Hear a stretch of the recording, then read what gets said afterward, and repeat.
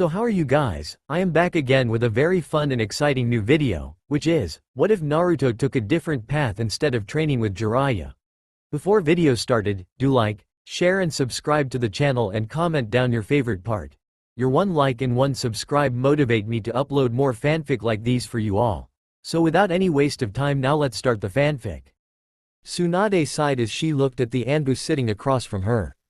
She couldn't understand it, but wherever this Anbu operative went, a large stack of paperwork was soon to follow. Are you sure you want to do this now, Reaper? Can't you wait a little while longer? The Anbu forces could really use the skills you have acquired over the past few years. And your record over the past year has even surpassed Kakashi's and Itachi's. You are becoming somewhat of a legend around here. Tsunade said. Even if she wouldn't admit it, she was quite impressed with the growth the young man in front of her had achieved over the past 3 years. Hi, Hokage-sama, I've been away from my friends for too long now, and while I have earned a few new friends in Anbu, my place is with the Konoha 11. Don't worry though, Hokage-sama, I'll still be available for missions if you need me. I've appreciated everything you have done for me over the past 3 years. Training in Anbu as well as with Ero Sennin has really helped me change from who I once was. Reaper said gratefully. Alright Reaper, I'll sign the papers and send thee over to Anbu HQ. You will be reinstated as a special Junin until we can have someone evaluate your skills. Even though I should promote you straight to Junin, you were only technically a genin when you entered Anbu, and that was hard enough for me to explain to the council. This will at least keep them off our case for the moment. Tsunade said as she pulled out 2 sheets of paper and started to sign them. Ba-chan, why are you signing 2 sheets, shouldn't there only be one? The Anbu asked, as he ran his hand through his spiky blonde hair. God damn it Naruto, why can't you keep calling me Tsunade-sama, or Hokage-sama? Tsunade yelled as a tick mark formed on her head, and these second papers are for Neko-san. She asked to be taken off Anbu duty whenever you quit so she could be placed on a team with you. Aside from changing that young woman's view on life, you seem to have made quite the impression on her as well. She added with a smirk, enjoying the faintest of blushes that appeared on Naruto's face. Ah, I didn't do that much, she used to help me a lot when I was little, I just thought I would return the favor. Naruto said, scratching the back of his head in slight embarrassment. But okay, I would be happy to work with Neko-san if that is what she wants. She is one of the only people who can give me a decent Kenjutsu spar anyways. Naruto said. Alright brat, take these papers to Anbu HQ, make sure to find Neko-san before handing the papers into Tenzo. Tsunade said as she handed the papers to Naruto, who left via Shunshin to his destination. His growth rate has been extraordinary over the past 3 years, hasn't it Tsunade-hime? Came the voice of Jiraiya as he entered the Hokage Tower through the open window. I'm almost glad he denied my request to train him. Even as one of the legendary Sannin, there would be only so much I could teach him. Yes, Naruto has definitely exceeded my expectations, however I am happy that you still managed to train him every so often over the course of the past few years. I really don't think there would be a lot of people who could keep up with him now. Tsunade said as Jiraiya took the seat Naruto was just in. He learns as quickly as his father did when I was his sensei. It's almost scary how much Naruto resembles his old man. It won't be long before people start to recognize who he is. Jiraiya said, suddenly getting serious. While Naruto is capable of handling himself against tough enemies, when we reveal his lineage it will put a big target on Konoha from both Iwa and to a lesser degree Kumo. Tsunade sighed, leaning back in her chair while looking at the portrait of the Yondaime. Hokage, indeed, however this is what Naruto wants, besides he will not be alone. Naruto has made a lot of powerful friends while in Anbu, and don't forget that everyone in the Konoha 11 are quite capable themselves. Hopefully now he will be able to get the recognition he has wanted his entire life. What about the council? Surely they will try and get Naruto into the CRA, and Naruto probably wouldn't like being forced into something like that. Jiraiya asked. Honestly, I'm not sure how to go around bringing that up around Naruto. We will have to talk to him about it and see what he wants to do with the information. I'm not going to force him into anything he doesn't want to do, council be damned. Tsunade replied. Alright, well I'll leave talking about that to the brat, up to you Tsunade-hime, my opinion might be a little biased. Jiraiya said with a lecherous grin, earning a smack from Tsunade. Stupid pervert, she sighed as she looked out the window. 15 minutes later, Anbu HQ. Naruto sighed as he entered Anbu HQ. He had greatly enjoyed his time in Anbu, and if he had to be honest with himself, deciding to leave was probably one of the hardest decisions he had made since deciding to join in the first place. Asking around for Neiko, Naruto finally located her in one of the many training facilities going through her Kenjutsu katas, and waited till she was finished to address her. As good as ever Yugao-chan, Naruto said as he made his presence known. I just came from Tsunade-sama's office and have some papers you might be interested in looking at. What have I told you before about using my real name Reaper-san? Yugao said in a bit of a teasing tone. Not to, but come on Yugao-chan, when have I ever been one to follow the rules? Naruto replied with a smirk as he took his Anbu mask off, revealing his well-defined facial features. Over the past few years Naruto had pushed himself to be able to get to his current level, and his body showed it. While he wasn't a muscle-bound freak like some shinobi the Yondaime Raikage you could tell he was muscular, even through his Anbu uniform. Touché, Yugao muttered as she took the sheet of paper Naruto offered it before reading it. Naruto watched in amusement as Yugao's eyes went wide before a gentle smile crossed her face. That and the fact that neither of us are Anbu anymore, Naruto said with a smirk, although I have to ask why you wanted to leave to be on a team with me. I thought you loved being in the Anbu. I did, and I still do, but for the longest time me being in Anbu was so I could forget about Hayate-kun. For a while I had even hoped that doing S-ranked mission after S-ranked mission would eventually make me able to see him again. Yugao started as she too took her Anbu mask off. When Tenzo said that you would be joining Anbu I was surprised. From what I remembered at the time you had little to no skill as a shinobi. Hey, I take offense to that, I knew a few things. Naruto said with a pout, making Yugao smile again. Two techniques do not count as a few things Naruto-kun, and while I admit I was impressed that you knew both the Rasengan and Shadow Clone Jutsu, you should have known other things as well. But you took your first year of training here very seriously, and after learning the secret of the Shadow Clone you started improving in leaps and bounds, quickly rising through the ranks of Anbu, almost to the same degree as Kakashi-senpai and Itachi-san. Yugao stated, making Naruto blush slightly at being praised by the beautiful Kunoichi. Yay, alright, but that still doesn't answer why you want to be on a team with me Yugao-chan. I mean I'm probably gonna be put with Kakashi-sensei for a while again until I can get my full promotion. You sure you can put up with him without trying to kill him? Naruto asked. I think I could manage Naruto-kun. And to answer your question, the day you asked me to start teaching you Kenjutsu is probably what impacted this decision most. If not for that day we would never have become friends and I would most likely still be trying to get myself killed doing S-ranked missions. You made me realize that I still had a lot to live for, and that Hayate-kun wouldn't want me to be how I was. Yugao said as she gained a semi-far-away look in her eyes. You give me too much credit Yugao-chan, what kind of friend would I be if I couldn't help you? And besides you were there for me a lot when I was little so it should be me who is thanking you. Naruto said with a smile. We should probably go and see Tenzo now so we have enough time to get all of our stuff cleaned out of our lockers and go back to see Tsunade-ba-chan. You are never going to stop calling her that, are you Naruto-kun? Yugao asked with smirk. Nah, especially to her face, it's a good way to test my reaction time whenever she hurls something at my face. He replied with a laugh as they both left the training room on their way to see the Anbu commander. Tsunade's office, same time. Shizune, please get me Naruto's graduating class as well guys team and their senseis, Tsunade said into the intercom, hearing Shizune give a swift reply. Tsunade couldn't help but feel a little nervous for what she was about to reveal to Naruto's friends, and if she had to be honest she didn't know how a few of them would take it. 15 minutes later teams 8, 9, and 10, as well as Sakura, all entered Tsunade's office, curious looks on their faces as to why all of them had been summoned at the same time. You requested our presence, Tsunade-sama. A tall bearded man asked. Yes Asuma-san, I called you all here regarding Naruto's disappearance about 3 years ago.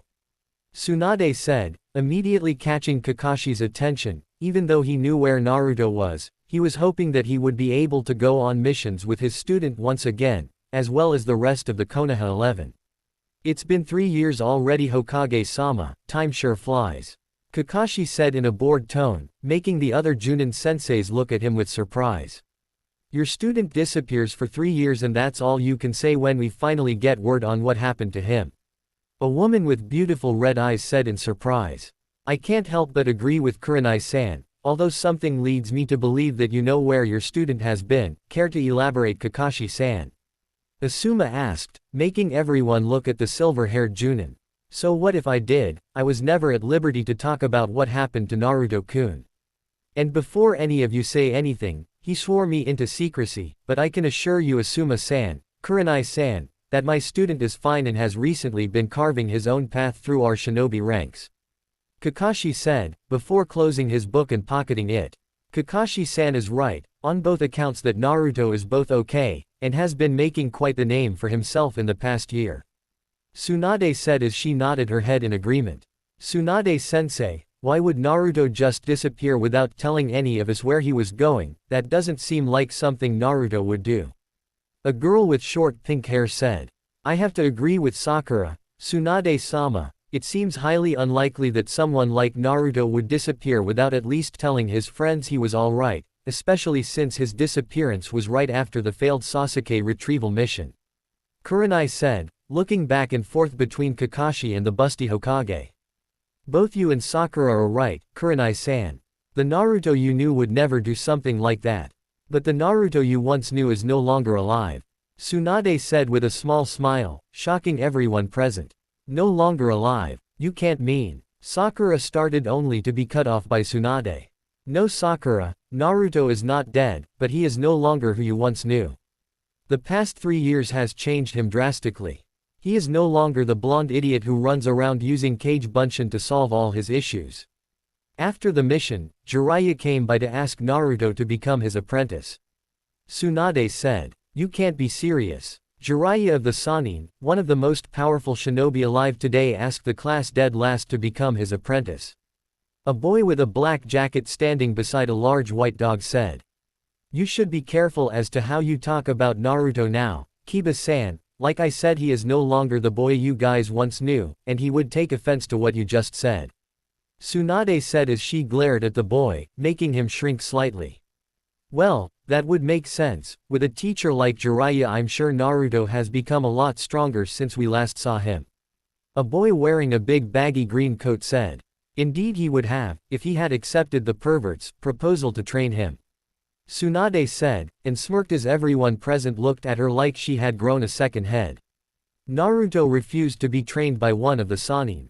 Why would he do something like that? Asuma asked. It's not an everyday occurrence to be offered training by one of the legendary Sannin. Indeed he did. The reason why is that Jiraiya would have had to take him away from the village for 3 years to train him, and Naruto didn't like the idea of being away from his home for so long. But that doesn't mean Naruto has not received training from that stupid pervert, he just never had to leave the village to obtain it. Tsunade said. So, Naruto has been in the village for the past 3 years, then how come none of us have ever seen him?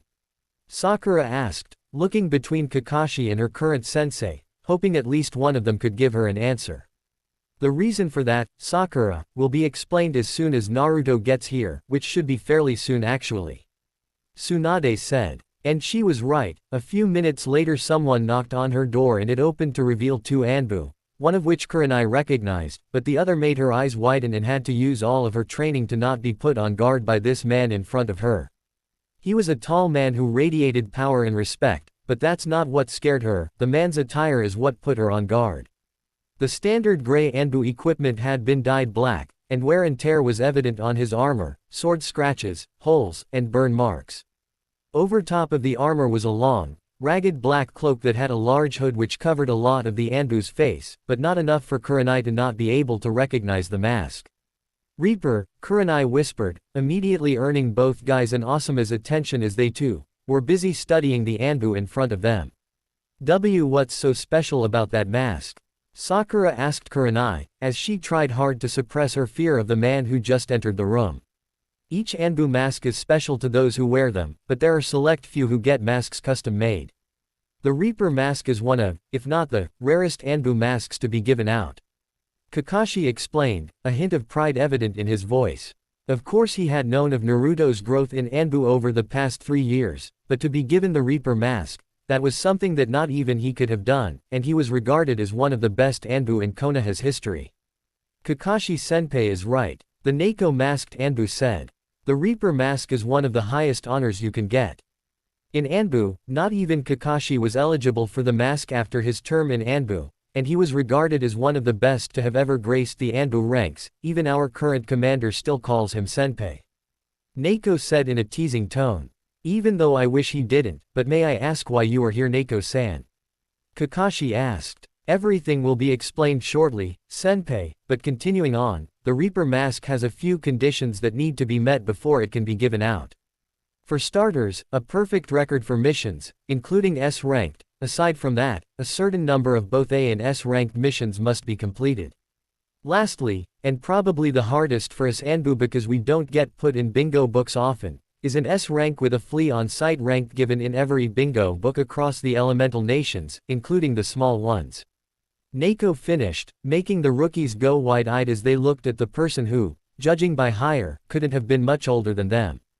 I really wish you wouldn't have brought them here, Tsunade-sama. You should have asked, or at least told me in advance. Reaper said. I'm sorry Reaper, I just thought this would have been best.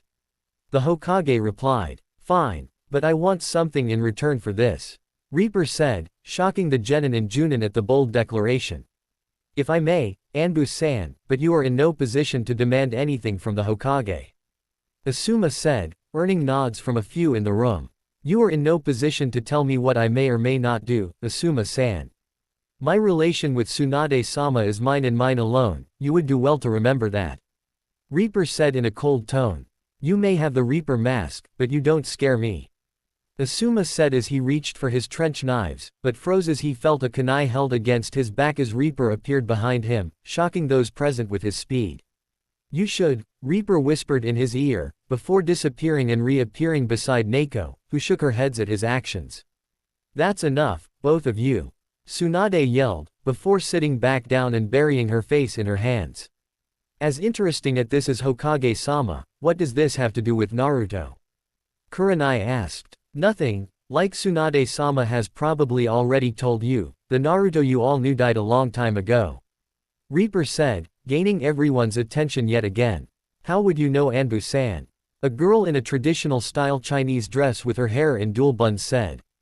Because I killed him, Reaper replied, shocking everyone before he and Neko removed their masks.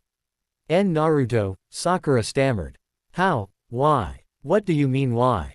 Please elaborate Sakura-san, Naruto replied, shocking the young girl at how he addressed her.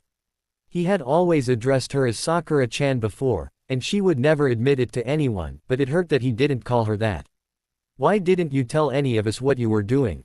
We all thought you were dead, I thought we were a team. Sakura asked, tears threatening to fall from her eyes. You finally decided to care, Sakura-san. Naruto scoffed, while I do admit we were a team, we weren't a very good one. As you have all said in the past I was the dead last, Sakura has book knowledge but couldn't put it to practice in the field. And all Sasuke cared about was getting revenge on his clan, he didn't give two fucks about us, and he proved that when he shoved a Chidori through my chest. As that conversation was going on, Kurenai had brought Yugao off to the side as well. She knew how much her friend loved to be in Anbu and was surprised to see her here with Naruto. What did you pull me aside for, Kurenai-chan? Yugao asked her friend. What do you mean what? I thought you loved Anbu, why are you here with Naruto who is apparently leaving? Anbu, Kurenai asked, making Yugao sigh, as she had not expected her friend to be there when she resigned. I made arrangements with Tsunade-sama a while ago, asking to be placed on a team with Naruto-kun when he decided to resign from Anbu. She explained. Kurenai's eyes slightly widened when she heard Yugao call him kun, but decided not to ask about it. That still doesn't help me understand why Yugao-chan, Enko and I have been asking you to leave Anbu for years and you never listened to us. And now just like nothing Naruto makes you want to leave, what happened over the past 3 years? Kurenai asked, curious as to why Naruto was suddenly able to get through to her friend.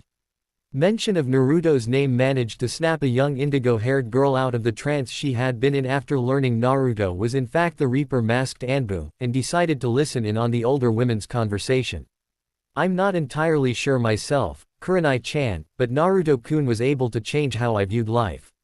After Hayate-kun's death I didn't know what to do, so I began doing S-ranked mission after S-ranked mission, trying to keep my mind of things, or worse, get killed. A few months after Naruto had joined Anbu, though he had sought me out for kenjutsu training, at first I was a little skeptical about training him because from what I could remember about him he was never very talented.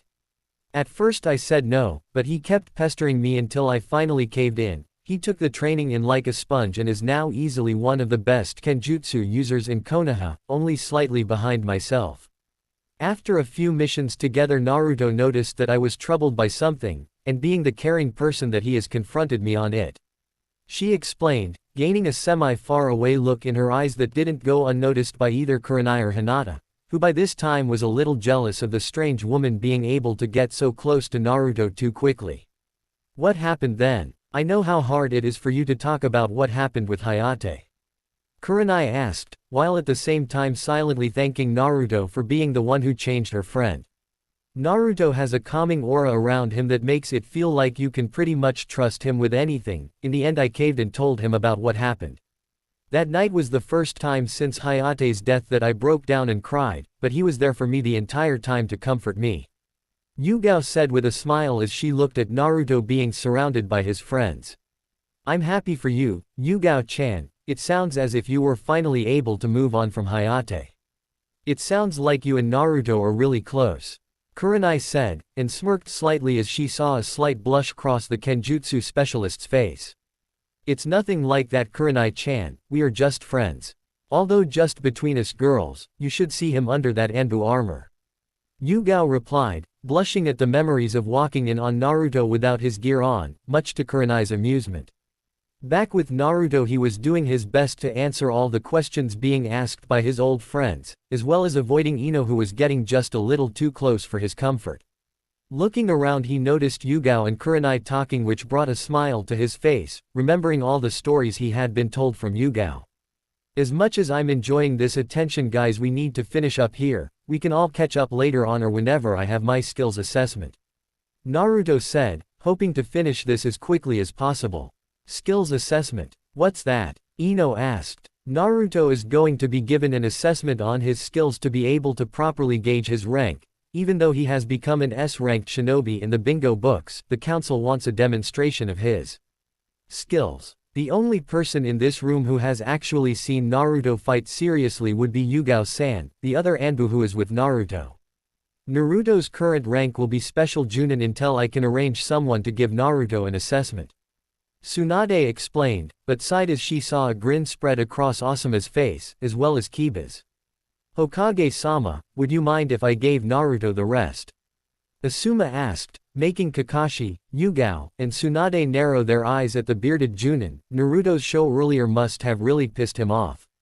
I would also like to test Naruto's skills, Hokage-sama, Kiba declared. Asuma I would be alright with because he has a lot of experience as a Junin. But Kiba I'm not sure about, you have not been Junin for very long. Tsunade said. It's fine Ba-chan, they can both fight against me if they want. I must have really hurt your pride earlier Asuma-san if you're willing to go through with this. Naruto explained. Like I said before brat, you don't scare me. Asuma replied, just tell me when and where. We will have the assessment tomorrow morning, at Training Ground 7, you are all welcome to come watch. Tsunade said. Now that that's out of the way, I want to ask all of you aside from Yugao-chan and Kakashi-san to leave so we can talk to the Hokage and Shizune-san in private. We can meet up sometime later and talk about what's happened over the past 3 years. Naruto said, making Tsunade nod, already guessing about what Naruto wanted to talk about. Why do we have to leave though? We should be able to stay if it has to do with you. Sakura asked. Because this matter doesn't concern any of you yet. I'm sure you will figure it out in the near future. Now aside from the people Naruto asked to stay, the rest of you are dismissed. Tsunade said. Naruto sighed after everyone had left, and took a seat on one of the chairs across from Tsunade. That could have gone better, it was a bad idea to bring them all here. Naruto said, earning a nod from Yugao and Kakashi. I know, I'm sorry Naruto-kun, I kind of expected Kiba to act like that, but definitely not Asuma, his attitude towards you surprised me. Tsunade replied as she reached under her desk and pulled out a bottle of sake. Yay, well that's none of my concern, if they still have issues with me after tomorrow it's their own fucking fault. Now, I'm sure you know why I wanted to talk to you all in private, right? Naruto said, before running through a few hand signs and put up a silencing seal around the office. I'm assuming it's about your parents, and to a latter extent you inheritance, right? Tsunade asked, making Naruto nod his head. Yay, it is, for the most part. I'm not too worried about when you want to tell everyone about my parents, I'm more worried about the kind of attention the village will get as a whole from Iwa and to an extent anyone who I'm close to. Naruto said, stealing a quick glance at Yugao that didn't go unseen by the Hokage or Kakashi. While I'm confident in my own skills about taking on large groups of enemies, not everyone has the same amount of chakra that I do, and that would put them at a large disadvantage, as I can pretty much assure you that if Iwa was to send people after me it would be a small group at least. You make a good point Naruto-kun, Iwa would use any means necessary to get to you, including taking your friends as hostages in exchange for yourself. Not to mention the lingering threat of the Akatsuki, Jiraiya said they have been a little more mobile lately. Kakashi said, we will deal with the Akatsuki at a later time, I think our main threat right now will be Iwa, and to a lesser extent Kumo and Kiri. But there are a few other things that I want to talk to you about Naruto, which will include your status as a clan head. Tsunade said, if you are going to talk to me about the CRA Hokage-sama, then I am already well aware of what that means for me. I still have a couple years to decide if I want to be put under the CRA, so I will have to get back to you on that. Naruto said, not really surprising Tsunade as it was Anbu protocol to keep up to date with Konoha's laws. Alright, well that is pretty much everything I wanted to talk to you about Naruto-kun. I have a scroll for you that contains both yours and Yugao-san's Junin vests, as well as the key to your parents' estate. Tsunade said as she pulled out a scroll and handed it to Naruto. Thank you Hokage-sama, I will see you tomorrow at Training Ground 7. Naruto replied before doing a few more hand seals and releasing the silencing seal before he and Yugao left the office. He has grown a lot, hasn't he Tsunade-sama? Kakashi asked, making the Hokage smile and nod her head at the elite Junin. With Naruto and Yugao. So Naruto-kun, do you even know where you are going? Yugao asked, making the blonde scowl at her. Of course I do, I looked up where my parents' estate was a few months ago. Naruto explained, what about you? Do you have anywhere to stay? Well, I could probably crash at Kurenai-chan's or Anko-chan's place for a while. Yugao said, she didn't really have a place to stay as she no longer had the keys to the apartment Hayate and her had shared before he died. I see, how about you stay with me for a while? Naruto asked, slightly shocking Yugao, before she got a teasing look on her face. I don't know Naruto, I don't think you could handle me just yet. She said, I wouldn't worry about that Yugao-chan, I'm a stamina freak who knows Kage Bunshin, I'm sure I could take care of all your needs. Naruto said seductively, making the ex-Anbu captain blush slightly. But seriously Yugao-chan, we used to sleep in the same tent when we were on missions, I'm sure there are tons of rooms in my parents' house, or you could even sleep in one of the smaller houses around the compound. Yugao thought about his offer, she really had nowhere to go, and while she was sure Kurenai and Anko would take her in, it wouldn't be very comfortable for her, as they both only had one-bedroom apartments. And she had to admit Naruto had a valid point about their previous sleeping arrangements when they were on missions together. Alright Naruto-kun, if you're sure you're okay with this then I'll gladly accept your offer, thank you. Yugao said with a smile, which in turn caused Naruto to smile. Things were starting to look up for both of them. With nothing for either of them to grab, Naruto and Yugao quickly made their way over to the clan district to find the Namikaze compound, which was located between the Hyuga and Abram clan compounds, not sure if they are close in the actual show or not but just run with it. The first thing Naruto noticed when they reached the gate was the intricate seal design that covered it. Taking a few moments to study the seal, Naruto nodded before molding his chakra and putting his hands on the gate. What are you doing Naruto-kun? Yugao asked. As a kenjutsu specialist, she had never really studied any fuinjutsu other than basic sealing scrolls and exploding tags. My father and mother were both masters of fuinjutsu, and judging by this seal he wanted this place to be the safest place in Konoha. It's a high-level chakra seal that will only open if someone who has the same blood as either my father or mother applies their chakra to it. After we get inside, I'll tweak it so that whoever I add to the seal will be able to enter. Naruto explained. Good explanation, brat. It looks like my time teaching you fuinjutsu didn't go to waste. After all, a voice from behind them said. They turned to see both Kakashi and a man with long white hair approaching them. Whatever arrow Senin, I'm going to assume that both you and Kakashi-sensei can enter, right? You being my father's sensei and Kakashi his student would only make sense. Naruto said, earning a nod from the Toad Sage. It's been a while since I've seen you, Naruto. I wanted to see just how much my student has grown, as well as see my sensei's house again. Kakashi said, never taking his eye off his little orange book. Alright, if either of you break anything you owe me, come on Yugao-chan, let's go. Naruto said, making the other two aware of her presence, but they decided to shrug it off for now. Entering the compound, Naruto and Yugao couldn't help but marvel at how beautiful everything was. Large oak trees lined the walls, while inside a large assortment of flowers lined the marble walkways. It's beautiful, but how has everything been so well kept over the past 16 years? Surely no one has been in here since my parents died. Naruto asked. The Uzumaki clan was well known for their knowledge of seals. Add your mother's knowledge to your father's skill for creating and mastering fuinjutsu and they were able to come up with seals to keep the outside well kept. Seals that work like sprinklers to water the flowers, as well as a few that released low-level futon jutsus to keep the grass well cut. If I wouldn't have already known about this, I would be just about as amazed as you are right now. Jiraiya explained. Aside from those, there are a lot of security seals spread out around the grounds. Minato had a lot of enemies and when he found out Kushina was pregnant with you he made this place as safe as possible. I see, that's good then. I will have to take a look at my father's notes and figure out what every seal does, maybe add a few more now that the Akatsuki is also an issue. Naruto said, earning a nod from the Toad Sage. We should get everything inside and unpacked before having to leave to meet up with everyone, Yugao-chan. So, Yugao-san is going to be living with you, Naruto-kun.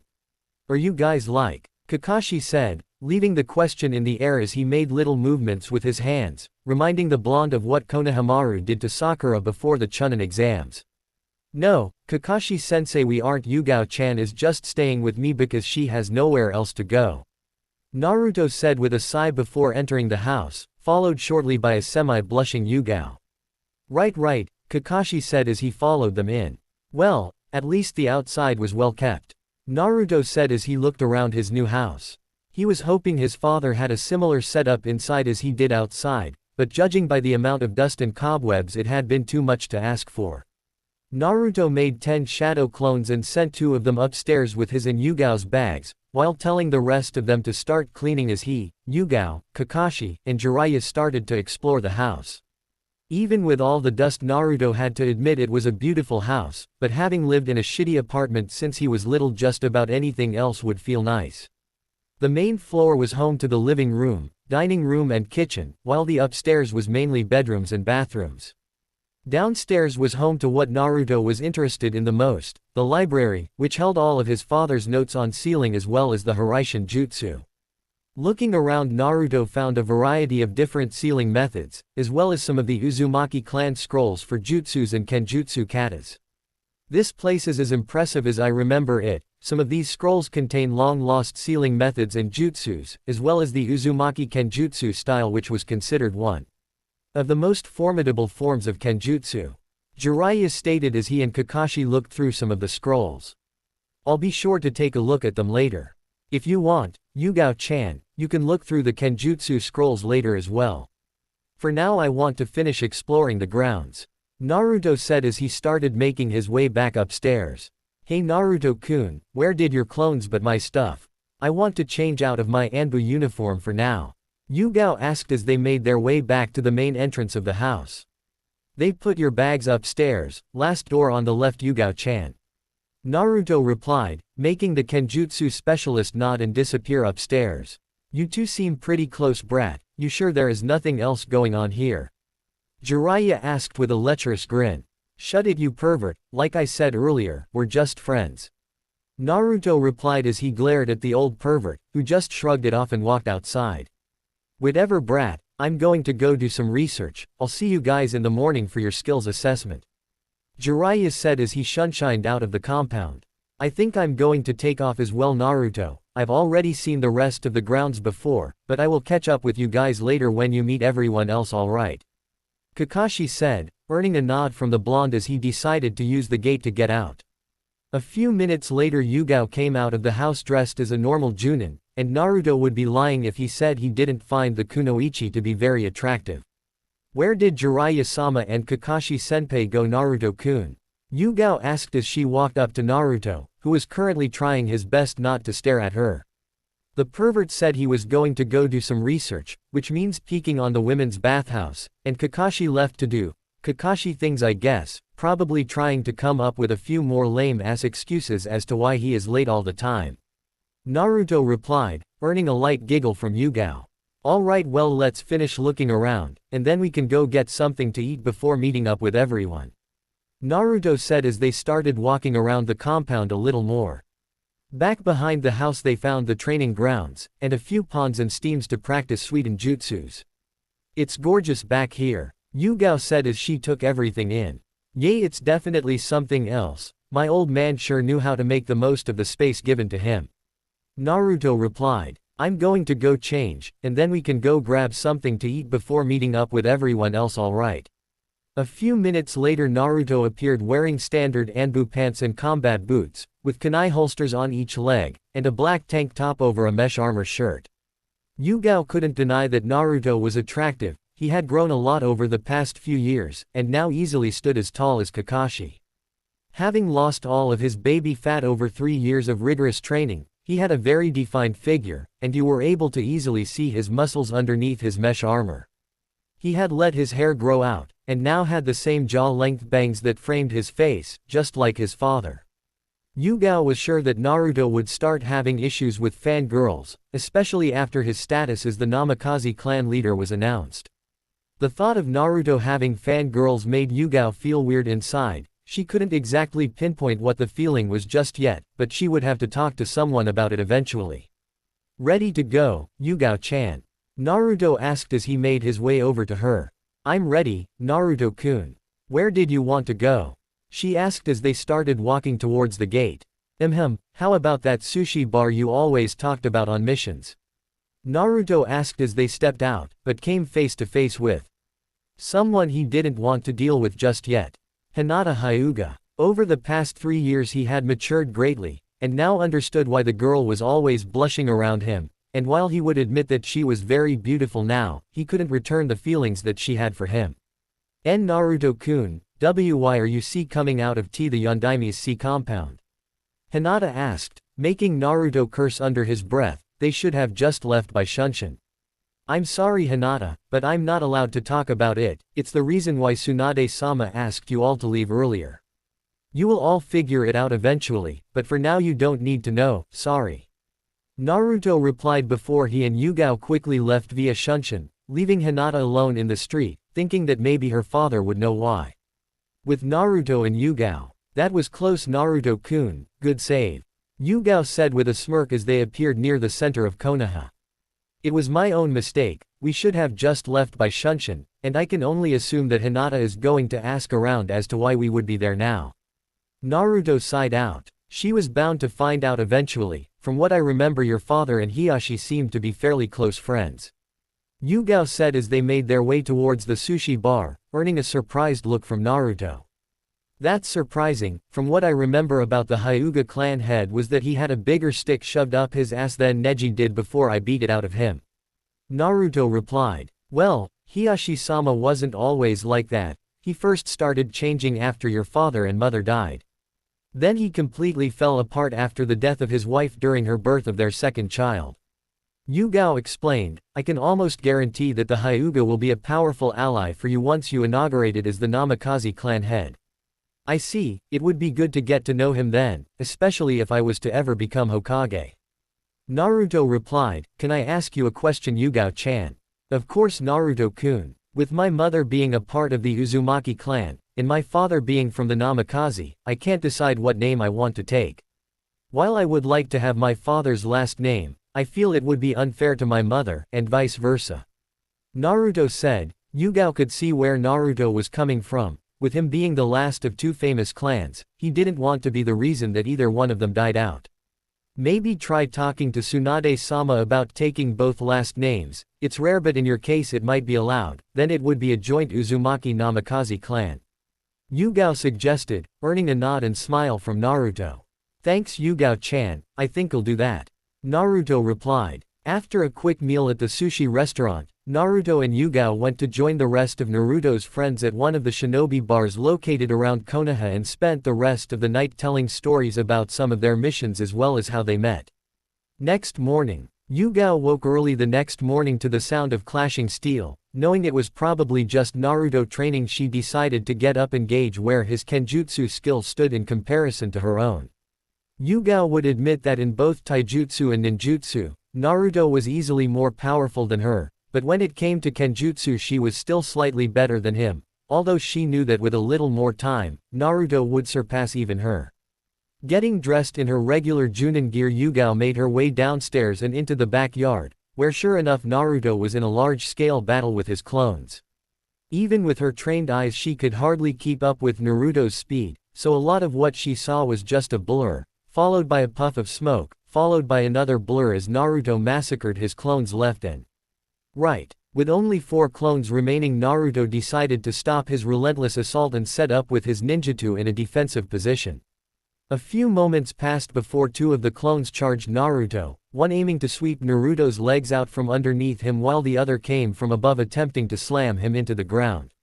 Naruto flipped over the leg sweep before stabbing his ninjutsu into the ground and using the hilt to propel himself into a skyward kick that connected with the above clone's chin, making him dispel. After landing on the ground, Naruto took out a kunai and engaged the second clone in a quick taijutsu battle, which ended when Naruto managed to stab the clone with his kunai. After watching the first 2 clones get beat in close combat, the remaining 2 clones decided to try a long-range battle. Going through the required hand signs, both clones yelled out their respected jutsu. Kaden, Grande Fireball Jutsu. Both clones yelled in unison, as 2 large fireballs sped towards Naruto from either side, before he too went through a series of hand seals. Sweden, Water Encampment Wall. The original Naruto shouted, before a large dome of water surrounded him, protecting him from the dual fireball attacks. Hidden Mist Jutsu. Naruto whispered, before a thick mist rolled in over the battlefield which Naruto disappeared in. A few moments later Yugao heard 2 popping sounds and the mist started to dissipate, showing an unscathed Naruto holding his ninjutsu. "Fucking clones, I didn't expect them to fire 2 grande fireballs at me," Naruto mumbled as he made his way over to Yugao. "Enjoy the show, Yugao-chan. Quite the performance, Naruto-kun. I was a little surprised when the clones started using jutsus though, you usually only use them in either taijutsu or kenjutsu spars," Yugao said. "Yay, well, I can't always control what my clones do. Now I know how you and Kakashi-sensei must have felt trying to train me, although I never hurled 2 high-ranking jutsus at either of you," Naruto said, making Yugao smile slightly. "Well, at least they didn't actually hit you, right?" Yugao said with a giggle as they made their way inside. "Whatever, Yugao-chan, I'm going to make some breakfast before going to my skills assessment. You want anything?" Naruto asked, receiving a nod as his answer. Naruto went to the kitchen to fix them both something to eat. "So are you ready for the skills assessment, Naruto-kun?" Yugao asked when Naruto returned with their breakfast. "Of course, Yugao-chan, while both Asuma and Kiba are strong in their own rights, I have faced tougher opponents and did just fine," Naruto replied, earning a nod from Yugao. She knew how strong her friend was, but she still worried about him. Even still, Naruto, it would be good not to underestimate Asuma-san. He wasn't made one of the daimyo's guardians for nothing, Yugao warned. "I know, Yugao-chan, I'll be careful," Naruto said. "I hope Ba-chan will keep us together. After working with you for so long, it would be really weird for me to work with anyone else other than maybe Kakashi-sensei." "I know what you mean, Naruto-kun. The only reason I left Anbu was to be on the same team as you. I'm sure Tsunade-sama will keep her end of our deal. Yugao replied, earning a nod from Naruto before they continued their breakfast in relative silence, just enjoying each other's company. Few hours later, Training Ground 7. Naruto and Yugao were surprised to see that they weren't the first to arrive at the training ground. The only people who had yet to show up were Kiba and Asuma. As Naruto and Yugao went over to the group, Naruto couldn't help but shudder when he saw the looks that Ino and to a lesser extent Hinata were giving him, making Yugao smirk at him. I never would have thought that Konoha's Reaper, one of the most feared shinobi to come out of Konoha since the Yondaime, would be scared of a blonde-haired fangirl. Yugao teased, earning a glare from Naruto. You have no idea how fucking persistent she is, Yugao-chan. I'd rather face A and S-ranked criminals than have to deal with a persistent fangirl. Hinata isn't as bad because she is too shy to actually try something with me, but I'm not so sure about Ino. Naruto replied, as he put as much space as he could between the platinum blonde and himself. How was your night, brat? Have a good time alone with Yugao-san in your house? Jiraiya asked with a lecherous grin, shocking those present who didn't know Yugao was living with Naruto-kun. Can it, you pervert, before I get Tsunade to knock some sense into you. Naruto replied, ignoring the looks he was getting from those present. You're living with Naruto, Yugao-chan? Kurenai asked as she walked up to her friend. Well, I didn't really have any other place to stay, and I didn't want to bother you and Anko-chan because you both only have one-bedroom apartments and it wouldn't have been very comfortable with me. After explaining that to Naruto yesterday, he offered to let me stay at his new house for a while. Yugao explained, earning nod from Kurenai. Ba-chan, is Iruka-sensei going to be coming? Naruto asked, earning a surprised look from Tsunade, who had forgot about inviting the academy teacher. Shit, sorry Naruto, I forgot. I can, Tsunade started, but was cut off by a wave from Naruto. Don't worry about it, Ba-chan, I'll get him. Naruto said as he made a clone and had it go look for Iruka. So are you ready for this, brat? Tsunade asked as she looked at her surrogate little brother. Yugao-chan asked me the same thing earlier. Naruto replied with a laugh as he stole a glance at his purple-haired friend, and I'll tell you the same thing I told her, of course I am. I just hope they can give me a decent fight. Confident are we? Tsunade asked with a smirk, as even she didn't know the full extent of Naruto's strength. I didn't become Konoha's Reaper for no reason, I earned my mask, Ba-chan. Naruto replied with a smirk of his own, making Tsunade nod. I hope you can back that up, Naruto-kun. Asuma-san is no slouch when it comes to close combat, same goes for Kiba. Kakashi said. I know, there are only a few people in this village who I wouldn't want to fight close quarters, and they are all already here. I'm not too worried about Asuma-san or Kiba-san, but don't worry Kakashi-sensei, Yugao-chan already made me promise to be careful. Naruto replied, earning a nod from Kakashi. Naruto-kun, is that really you? Said a voice from behind everyone, making Naruto turn with a smile on his face. Iruka-sensei, I'm glad you were able to make it. Naruto said as he walked over and embraced the scarred Chunin. I was worried when everyone had said you disappeared, Naruto-kun. I thought you might have been dead. Where have you been these past 3 years? Iruka asked as they broke apart. Well, for the week after I was in the hospital after I failed to bring Sasuke back, I had a lot of time to think. During that time Eros Sennin came and told me he wanted to take me out of the village to train. Naruto said, making Iruka go wide-eyed. Jiraiya-sama asked you to become his apprentice. Iruka asked. I did, yay, but the damn brat refused to be taken from the village. He was worried that if he was out of the village he wouldn't be able to protect his friends in case the village was attacked. Jiraiya said, catching everyone's attention as they didn't know the exact reason why Naruto didn't leave with Jiraiya. That's right, I didn't want to leave the village so I refused. The day I was released I went and talked to Ba-chan and asked to be put into the Anbu program, and after some negotiating with the council I was allowed to join. Naruto explained. So you have been in Anbu for the past 3 years then? Iruka asked. He was shocked that Naruto had been allowed to join Anbu.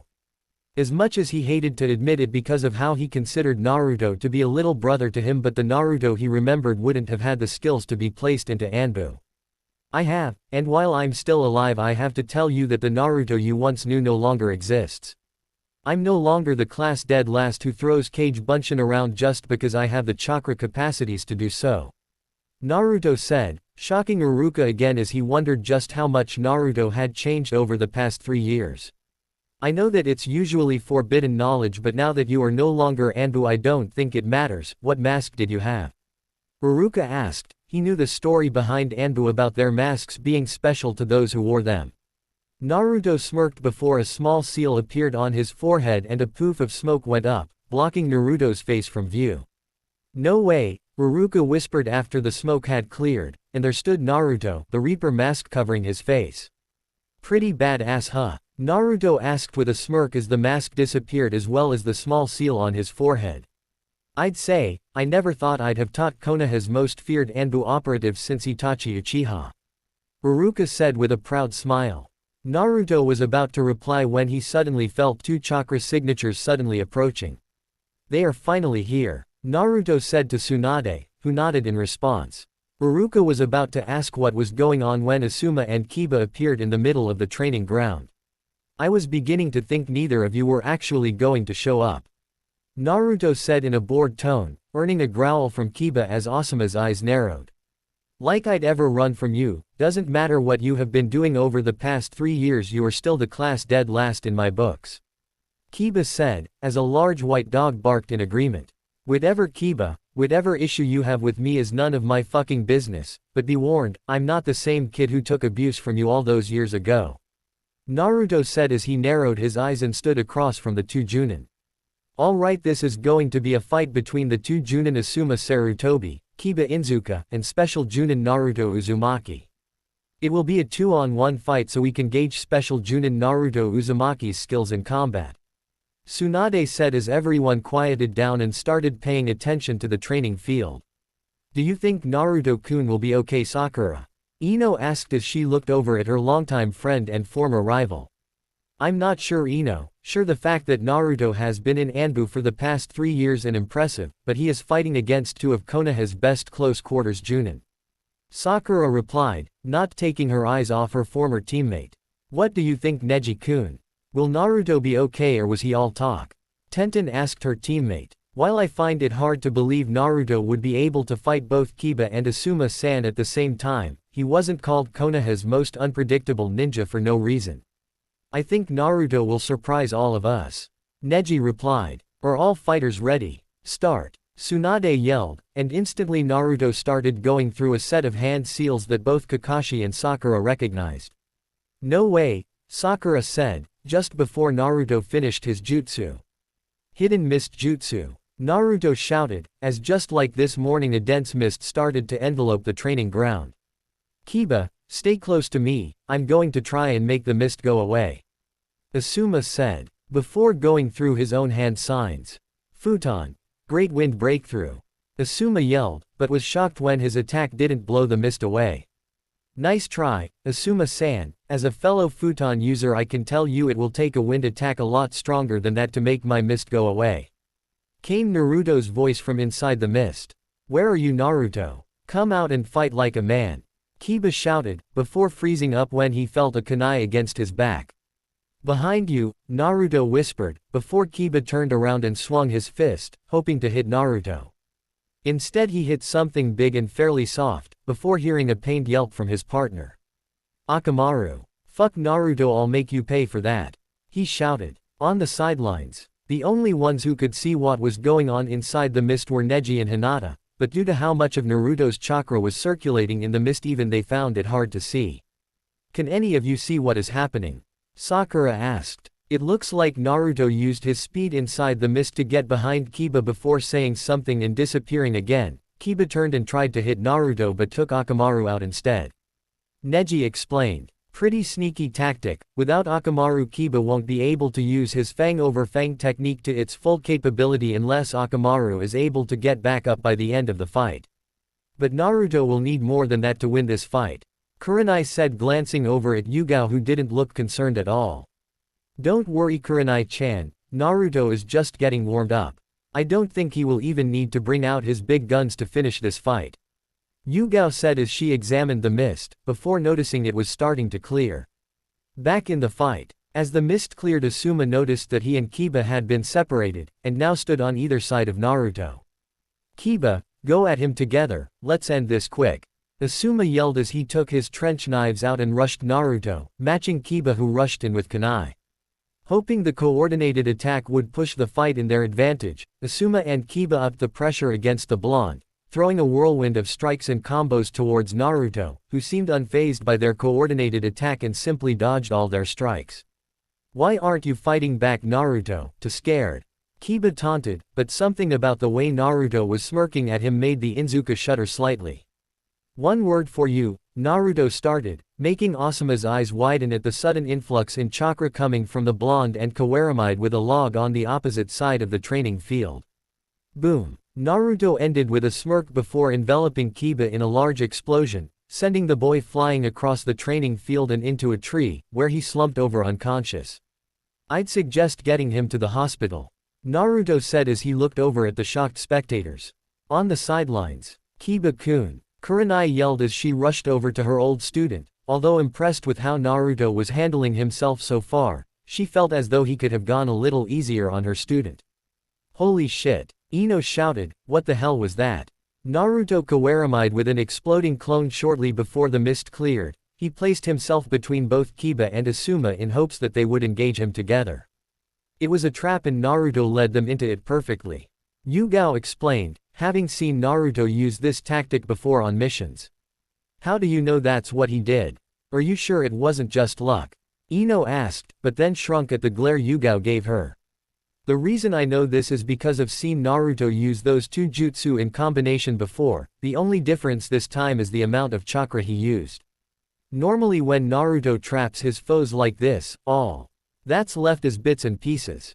Yugao explained, making everyone shiver, realizing that this new Naruto was not someone to fuck with. Back in the fight. "So Asuma-san, do you still want to fight?" Naruto asked as he walked back into the middle of the training field. "Surely you have seen enough."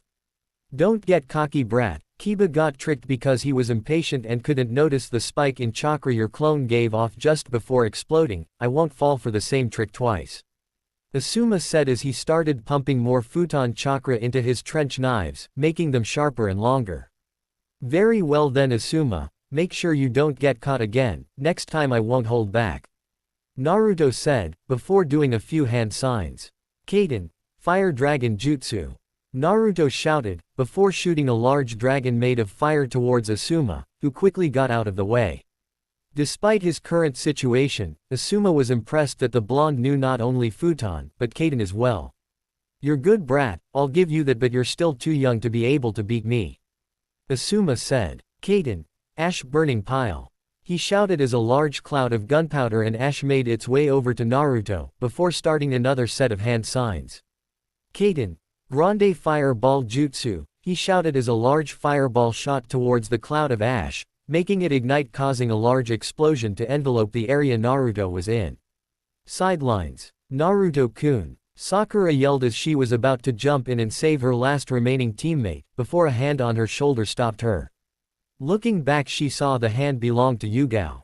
"Let me go. Naruto needs help," Sakura yelled as she tried to get out of Yugao's grasp. "He's your friend."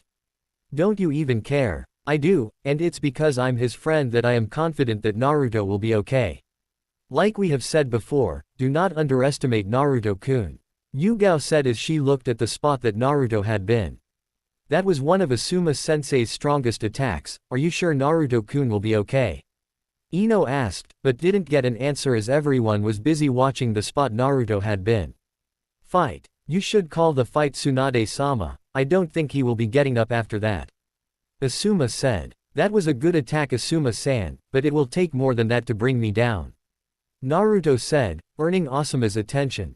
"How?" Asuma started, but as the smoke cleared he was surprised to see Naruto surrounded by a dome of water. "Suiten, Sujinheki," Naruto said as the wall of water dissipated around him. 3 affinities, that's pretty impressive, Naruto. I can see that you came a long way in the past 3 years. I've still got a lot of juice left in the tank though," Asuma said as he brought out his trench knives, pumping chakra through them, causing them to gain a faint blue hue. "I wouldn't have expected anything else, Asuma-san, but I wasn't made Konoha's Reaper for nothing," Naruto started before going through a set of hand signs. "Suiten, Suiryuden no Jutsu," Naruto said, before a large dragon made of water appeared out of the lake behind Naruto and raced towards Asuma, who was forced to use a kawarimi to get out of the way, before rushing towards Naruto to engage with his trench knives. A seal appeared on Naruto's hand, causing a slight poof of smoke that dissipated to reveal a ninjutsu. Pumping a bit of wind chakra through the blade, Naruto disappeared to meet Asuma, sending a flurry of stabs and slashes at the bearded Junin, making him go on the defensive. Sidelines. Kenjutsu Taha, man, Naruto's become extremely troublesome over the past few years. Shikamaru said lazily, earning a few nods from around the group. It would seem that Naruto has surpassed all of us. It makes me wonder what he might have been like had someone taught him seriously earlier in his life. Shino said. Naruto has always been a prodigy. Yugao said, earning the group's attention. He may not have been like Sasuke or Neji, who were both born with natural talent. I would put him in the same category as Lee-san, a prodigy of hard work. Naruto trained day and night at Anbu HQ to get to the level he is at now, and according to him he still has tons of room to improve. I have to agree with Yugao-chan. Kurenai stated, but even at that pace, Naruto has grown exponentially over the past 3 years. It would take more than just being a prodigy of hard work for him to grow from the level he was at, to the one he is currently on. That is true, but Naruto is a special case in regards to another area as well. Yugao replied, earning questioning looks from a few of the younger shinobi. How so, Yugao-san? Sakura asked. The Kage Bunshin is a special kind of clone, one that can send information back to the original once being dispelled. The only drawback is how much chakra it takes to make one, as it splits the user's chakra in half evenly for each clone made. Yugao started. Naruto, however, has the largest chakra reserves I've ever seen, and can easily make up to around 100 clones in one go. Now think about it, if each clone sends information back to the original, using 100 clones a day, would equal up to about 100 days of training. That's incredible, Sakura whispered as she looked at her teammate as he was still engaged in close quarters combat with Asuma. Naruto used his clones to train Kenjutsu, Fuinjutsu, and Ninjutsu, while he focused a lot on physical training. Naruto may not look like it, but he is also probably one of the physically strongest shinobi in Konoha, behind Gai-san and Jiraiya-sama. Yugao said, he is a very deadly close-ranged fighter. With the amount of strength and speed he has, not a lot of enemies can keep up with him if he gets in close. I'm only able to win our Kenjutsu spars based on years of experience and reflexes, but even then Naruto will surpass me soon enough. Yosh. Naruto-kun's flames of youth are burning brighter than ever. I must increase my training by 100 times so I can match him. Lee said. That's my student Lee. Guy said. Guy-sensei. Lee. Guy-sensei. Lee. They yelled before hugging, causing an coastal sunset image to appear behind them. What the fuck is that? Yugao said, appalled and scared at what she was seeing. It's best not to think about it, Yugao-san. Tenten said with a sweat drop. Fight. It seems that Guy-sensei and Lee are the same as ever. Naruto mused to himself before ducking under a punch Asuma had sent at his face. It would be best not to take your eyes off me, Naruto. It wouldn't do well for you to go back to Yugao-san missing an eye. Asuma said confidently. Same could be said for you, Asuma-san, don't get too cocky. Naruto replied, before stabbing his sword into the ground to catch both of Asuma's arms. Asuma tried to fight Naruto's grip but found it near impossible to get out, before feeling a strong pain in his gut as Naruto had planted his foot directly into Asuma's stomach, making him cough up a little blood. Naruto, using Asuma's pain as a momentary distraction, released his grip on one of Asuma's hands, before using his now free hand to hit a pressure point in Asuma's arm, rendering it useless as it fell limply at his side. Naruto picked up his sword with his free hand, before placing the tip against Asuma's jugular, causing the bearded Junin to snap back to reality as he felt cold steel against his neck. Give up, Asuma-san. I would prefer it if you do not force my hand any further. Naruto said coldly, sending a shiver down Asuma's spine. I give up, Asuma said, as Naruto retracted his blade before sealing it away again. Good choice, I'd recommend seeing Ba-chan or Shizune-chan to get your arm looked at. Naruto said, earning a nod from Asuma. That was fun for me. If you ever want to have a friendly spar, feel free to find me. Very impressive, brat, Tsunade said as she came up behind the two, followed closely by the others. Yay, that was amazing Naruto-kun. Sakura said with a smile, making Naruto scratch his head sheepishly. Hee, it wasn't that impressive Sakura. If I didn't have a chakra-conducting blade like Asuma, the fight could have gone downhill for me. Naruto replied. What did you do to his arm, Naruto-kun? Shizune asked as she gazed at Asuma's limp arm. Huh, oh, I hit a pressure point to make it go limp. You should probably take a look at it to make sure it goes back to normal, Shizune-chan. Naruto said with a smile, making her blush slightly, something that didn't go unnoticed by Tsunade and Yugao. Hi, Naruto-kun, she replied before attending to Asuma. It takes a lot of knowledge about human anatomy to be able to do something like that in the middle of combat, Naruto-san.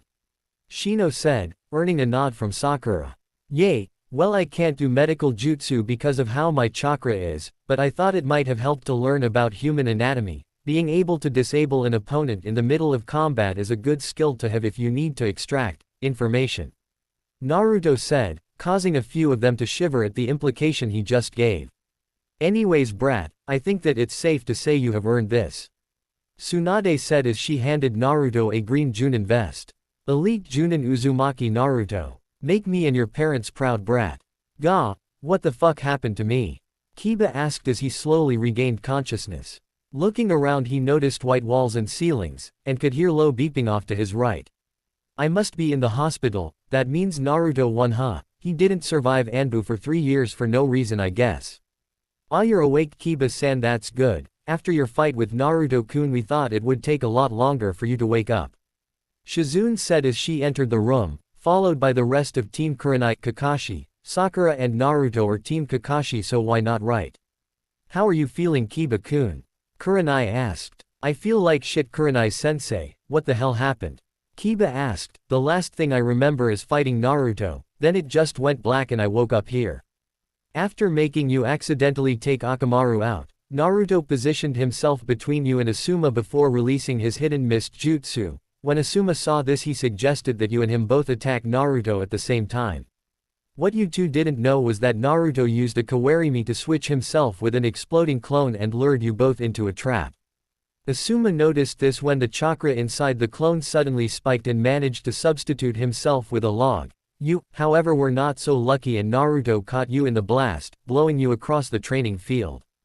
Kurenai explained, making Kiba nod.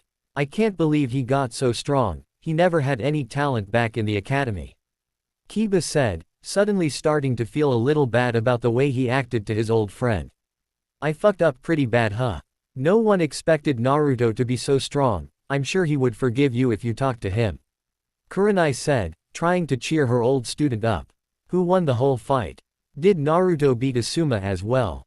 Kiba asked. After we took you to the hospital, Asuma tried to use his strongest jutsu on Naruto in hopes that he would be able to take him out. Naruto surprised everyone again by showing that he also had a strong Suiten affinity when he used Suiten, water. Encampment wall to protect himself from Asuma's attack. Naruto and Asuma engaged Naruto with his trench knives while Naruto used a special ninjutsu that was able to conduct his chakra. He was eventually able to render one of Asuma's arms useless and forced him to give up. Shizune explained as she checked on Kiba's condition. You should be fine to go home in a few hours, Kiba-san. Alright, thanks Shizune-san. Kiba replied, earning a nod from said medic. So what do you guys think of Naruto's new strength?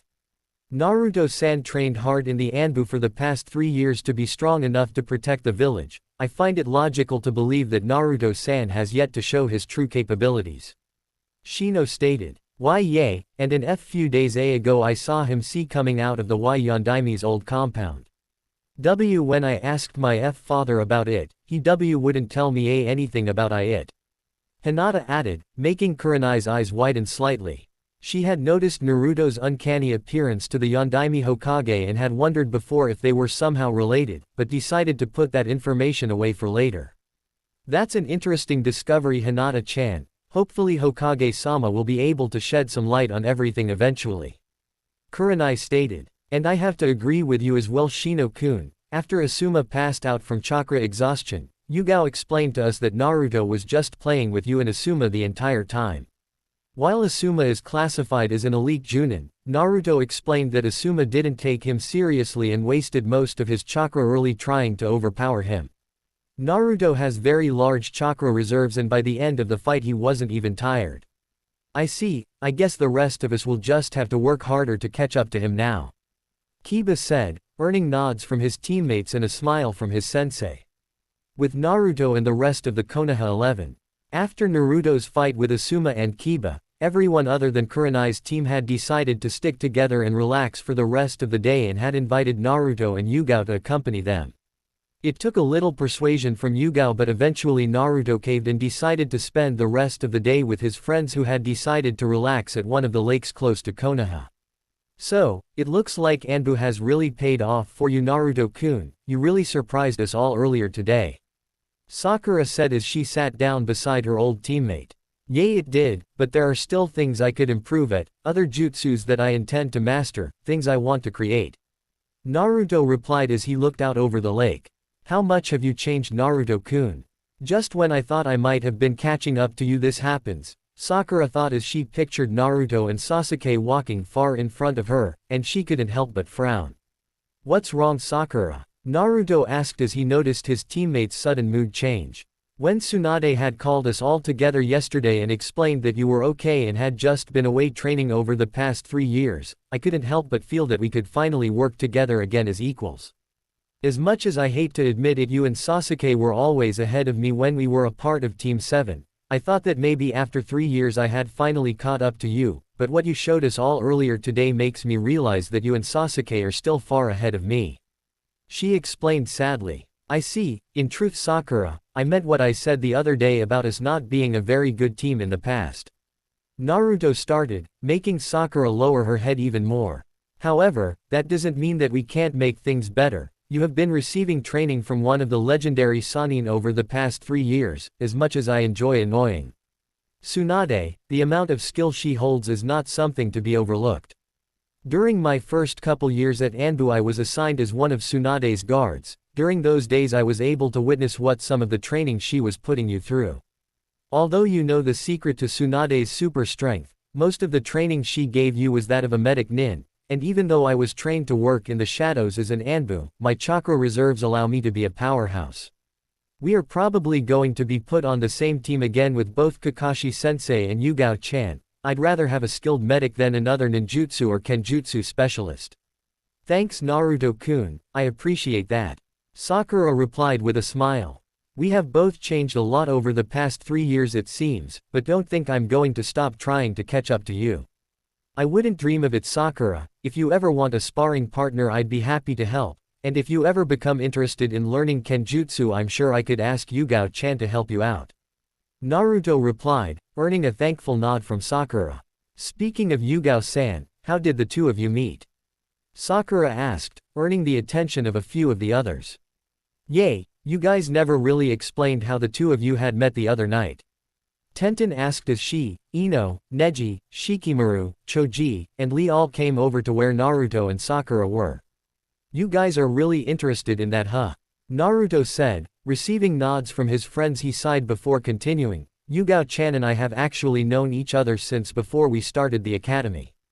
Due to events surrounding my birth, I wasn't well liked by the villagers, and after I started living by myself they would start harassing me, sometimes going as far as attempting to beat me. After the first few attempts Sandame Gigi started to assign Anbu guards to watch over me. Yugao saved my skin a few times when I was younger, so when I joined Anbu I searched her out in hopes that I would be able to properly thank her. What I didn't know at that time was that Yugao-chan's fiancé had been killed during the Oto-Suna invasion and she had spent a lot of her time taking numerous S-ranked missions which are considered to be suicide missions. Why would Yugao-san take such dangerous missions? Tenten asked. Her fiancé was Hayate Gecko, our first proctor during the third part of the exams. He was killed by the Suna Junin Baki after he was discovered trailing the traitor Kabuto. The death of Hayate was extremely hard on Yugao-chan, not even her friends could convince her to stop taking missions. Naruto explained. Then how did you manage to get through to her? It must have taken a long time right? Ino asked. As the self-proclaimed gossip queen of Konoha, she was always looking for interesting stories. It did. I hardly ever saw Yugao-chan for the first few months when I was in Anbu. Whenever I did, she was either leaving or just returning from a mission and was too busy to stop and talk. I eventually managed to get her alone in one of the training grounds and managed to give her my thanks. A few weeks after that I started to learn Kenjutsu, and was told by a few people in Anbu that Yugao-chan was the resident Kenjutsu specialist in Konoha, so I began searching for her again in hopes that she would start training me. It took a little persistence, but eventually she caved in and agreed to help train me. By this time I knew about her past with Hayate and was hoping that giving her an apprentice would keep her from going on suicide missions, which it did for a while. Naruto said. You said for a while, I'm assuming she eventually started doing them again, right? Neji asked, earning a nod from Naruto. Yes, she did. I remember asking her not to, but she just kept brushing me off, saying it was none of my business. She continued to train me in Kenjutsu, but our sessions became few and far between until it got to the point where I would be lucky to get one lesson a week. A few weeks later Yugao got seriously injured on a mission and had to be hospitalized for a couple weeks. During those 2 weeks I visited her quite frequently, asking her to tell me why she kept trying to get herself killed, but just like the first time she kept brushing me off. Naruto explained. It's obvious that you cared for her, I can't see why she would have just kept brushing you off. Sakura said. Like Naruto-kun explained, at that time I didn't think it was any of his business. Came Yugao's voice from behind everyone as she looked at Naruto with a small smile. Naruto was very persistent in trying to get me to open up. During that time I didn't know that he already knew Hayate and was just trying to get me to open up to him by myself, but I guess I was taking too long because he eventually snapped on me. I had never seen Naruto lose his cool like that in all the years I had known him. It was a real eye-opener for me. Yay, I know what you mean. It's strange when Naruto-kun gets upset. Sakura said, remembering the verbal lashing Naruto had given her the day before. It is, that day Naruto was able to remind me that I had other things to live for besides Hayate-kun. I had friends like Kurenai-chan, and Anko-chan who would miss me, as well as people in Anbu, including Naruto. After that day I started taking less and less S-ranked missions, while taking more time to train Naruto in Kenjutsu. We eventually went from being just work partners to friends, and he even managed to get me to open up about Hayate-kun's death. He doesn't give himself much credit for everything that happened, but the truth is that Naruto-kun changed my life. Had he not come by that day to ask me for training, I can safely say I would either be dead by now or still taking suicide missions as much as I could. Yugao said. Ah, it's almost romantic. Ino said with hearts in her eyes, earning a slight giggle from Yugao and a tick mark on Naruto's forehead.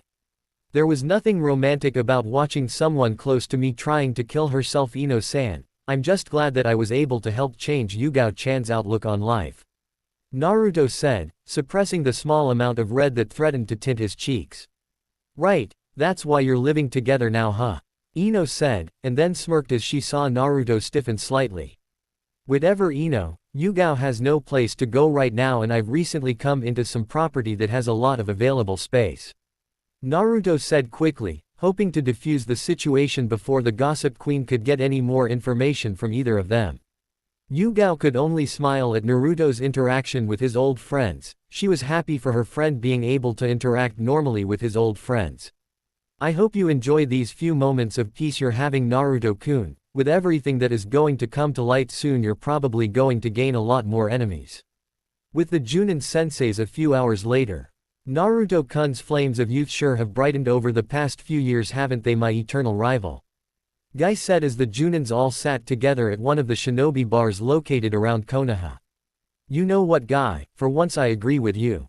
Naruto-kun came a long way since joining Anbu. He has grown in ways I would have never imagined. Kakashi replied, earning a nod from Guy. I don't think that Naruto was ever a bad student, Kakashi-san. Iruka said, earning the attention of those present. During Naruto's academy days a lot of the teachers there tried to sabotage his work and keep him back. If Naruto would have received proper training he deserved, then I think Naruto could have easily been Rookie of the Year.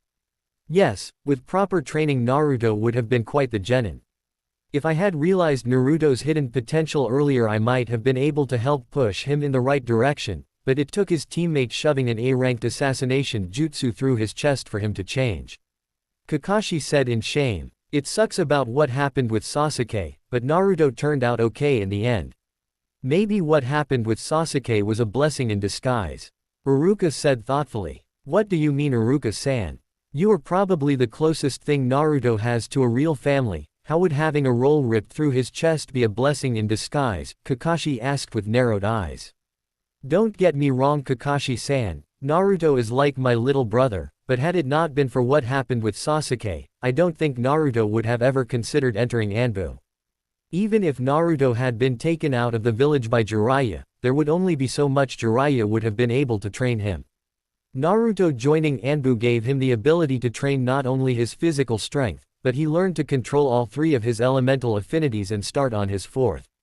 Aside from that, Naruto has become quite the Kenjutsu user as well. Yugao said that he is close to even surpassing her. Iruka explained proudly. He surpassed me a long time ago, and will probably pass the rest of you before you know it. He has come a long way since the time he fought Kiba-kun in the Chunin exam finals a few years ago. I never would have thought that someone like Naruto would be able to take Yugao-chan out of her depression. Kurenai said, remembering that he friend and the young blonde were quite close. Naruto has always had the special ability to make friends out of the most unlikely people. He was the one who convinced even Tsunade-sama to return to the village. He would make a great negotiator and ambassador if Konoha ever needed one. Iruka said. Yugao-chan speaks quite highly of young Naruto-kun. I wonder how she actually feels about him. I hope she has finally decided to move on. If only I could find someone to be with, Kurenai thought. Next morning with Naruto and Yugao, Hokage's office. We received a request from Wave Country earlier this morning. Apparently an ambassador from Kumo is on the way to speak with the daimyo of Wave Country about trade negotiations, and the daimyo requested that a team from Konoha be sent to act as bodyguards during the negotiations. Tsunade said, gaining Naruto's attention. So you think because I have previous experience with the people of Wave Country that sending me would also be good for our relations with Wave? Naruto asked, making Tsunade nod.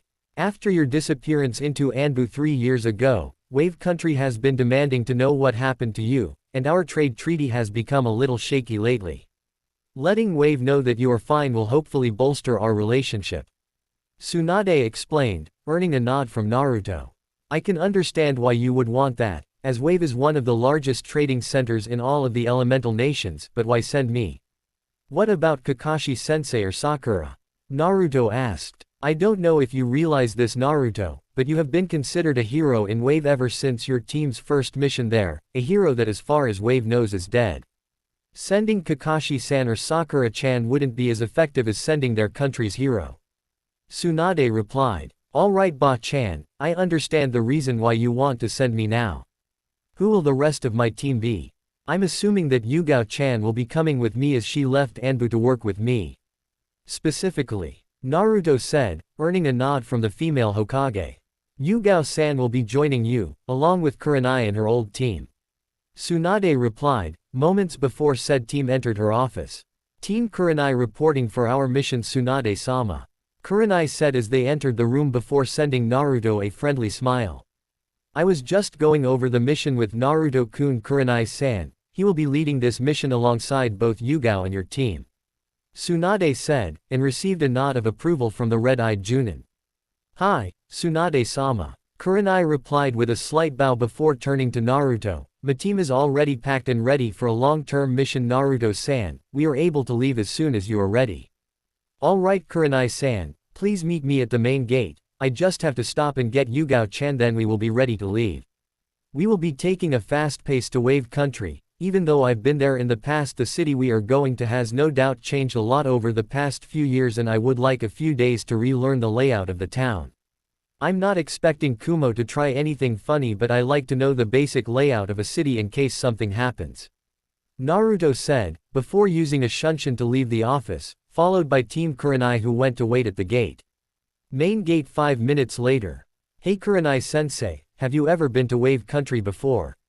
Kiba asked as they waited for Naruto to arrive with Yugao. A long time ago during a mission when I was still a genin, but I haven't been there since Gato was overthrown a few years ago. Kurenai replied, receiving a nod from Kiba.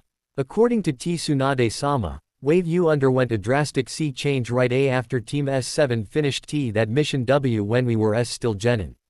Hinata said. Gato was a money-hungry tyrant. It would make sense that with him out of the way the people of Wave Country would be able to rebuild and eventually thrive.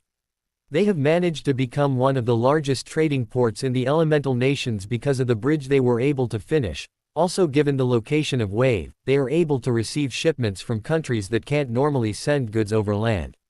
Shino explained. That's a good observation, Shino-kun. I have to agree with you on both accounts. Kurenai said with a smile, before sensing Naruto and Yugao fast approaching. Alright you guys, it's a few-day journey to Wave and I would like to get there with at least a day to scout the area. I'm sure Wave has changed greatly since I was there with Kakashi-sensei during the construction of the bridge. Naruto said after appearing with Yugao.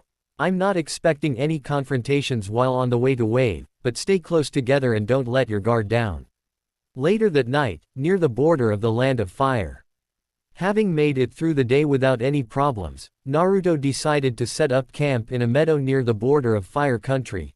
Judging by the pace they had set throughout the day, he figured they would make it to Wave early tomorrow night, giving them enough time to rest before taking a day to scout the village. You seem troubled, Naruto-kun, is everything alright? Yugao asked as she landed beside the young blonde. Not really, just thinking about the mission. We should arrive in Wave early tomorrow night, but that's not my issue. I've led dangerous missions before, but I had Anbu backup in case things went south. While I trust both you and Kurenai-san, I don't want to get Kiba, Hinata, and Shino into a situation they might not be able to handle. With my track record for missions going south, I can't help but be cautious about all this.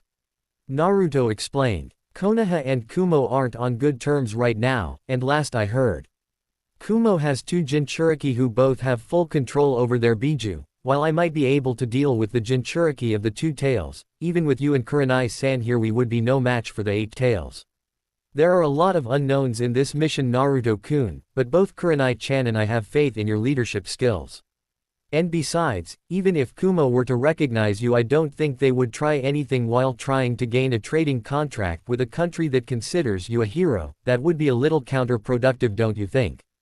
Yugao explained, earning a nod from Naruto. Thanks Yugao-chan, it feels weird not leading a group of Anbu, but my friends have been training hard as well, I'll just have to trust them to do what needs to be done. Naruto replied with a thankful nod, I'll take the first watch of the night, I'll let you know when it's your turn, alright. Try and get some sleep, Yugao-chan.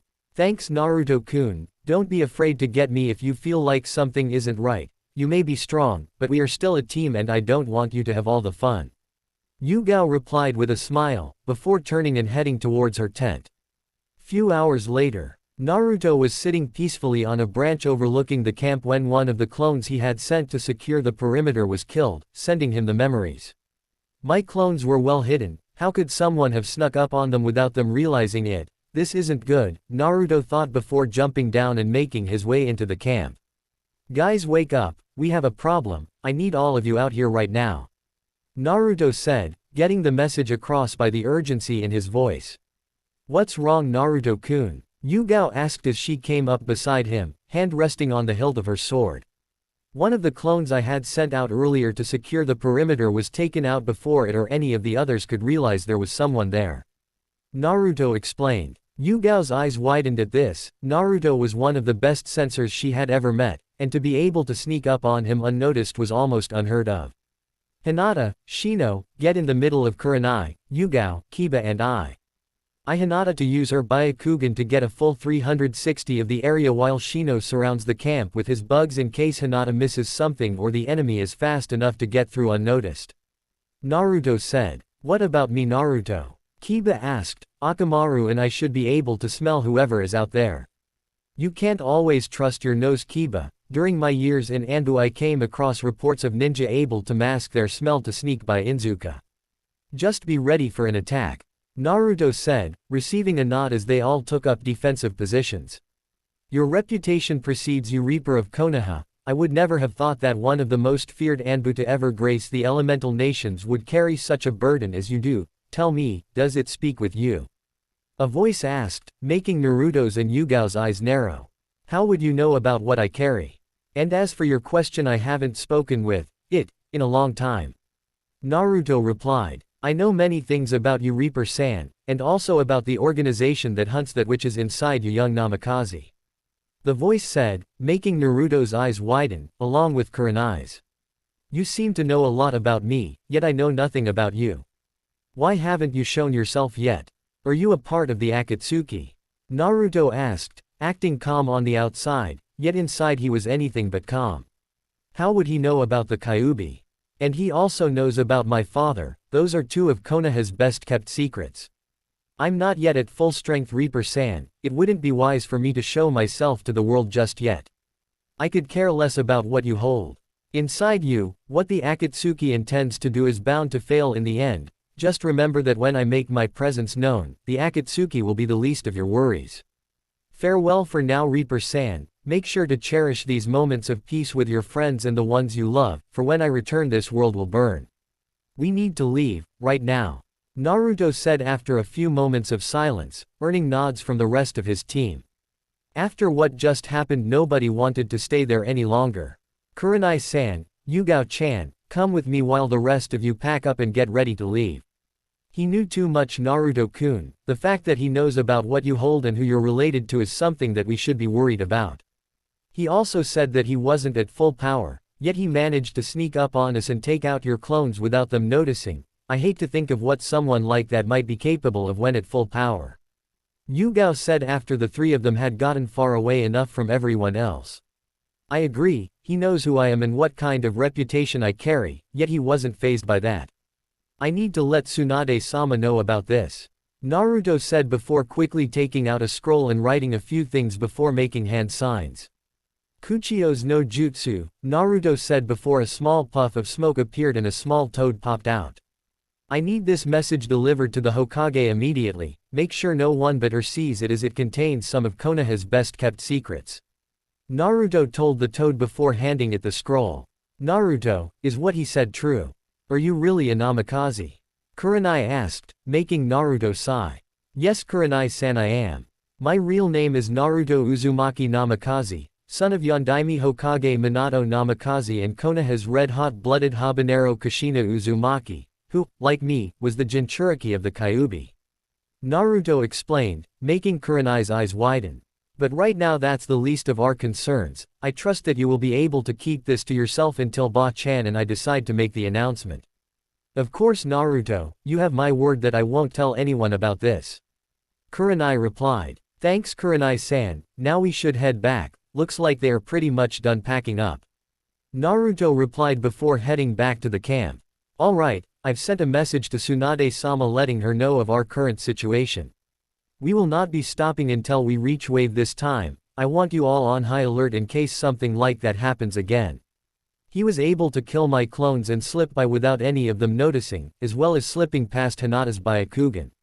If we have to stop for any reason, I don't want any of you wandering off by yourself. Pick a partner now and you two will stick together until we reach wave, and after that formulate a better plan. Naruto explained as he stood beside Yugao, Kurenai with Hinata, and Kiba with Shino.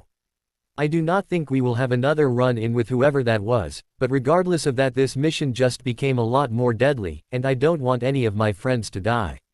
Now let's go. With Tsunade. Tsunade was in the middle of a meeting with both Jiraiya and Kakashi concerning the Akatsuki when a small puff of smoke appeared on her desk. Tsunade-sama, Naruto-san sends you a message, stating it was for your eyes, and your eyes only. The small toad said before disappearing again. What has the brat gotten himself into now? Tsunade sighed out as she unfurled the scroll and started reading it.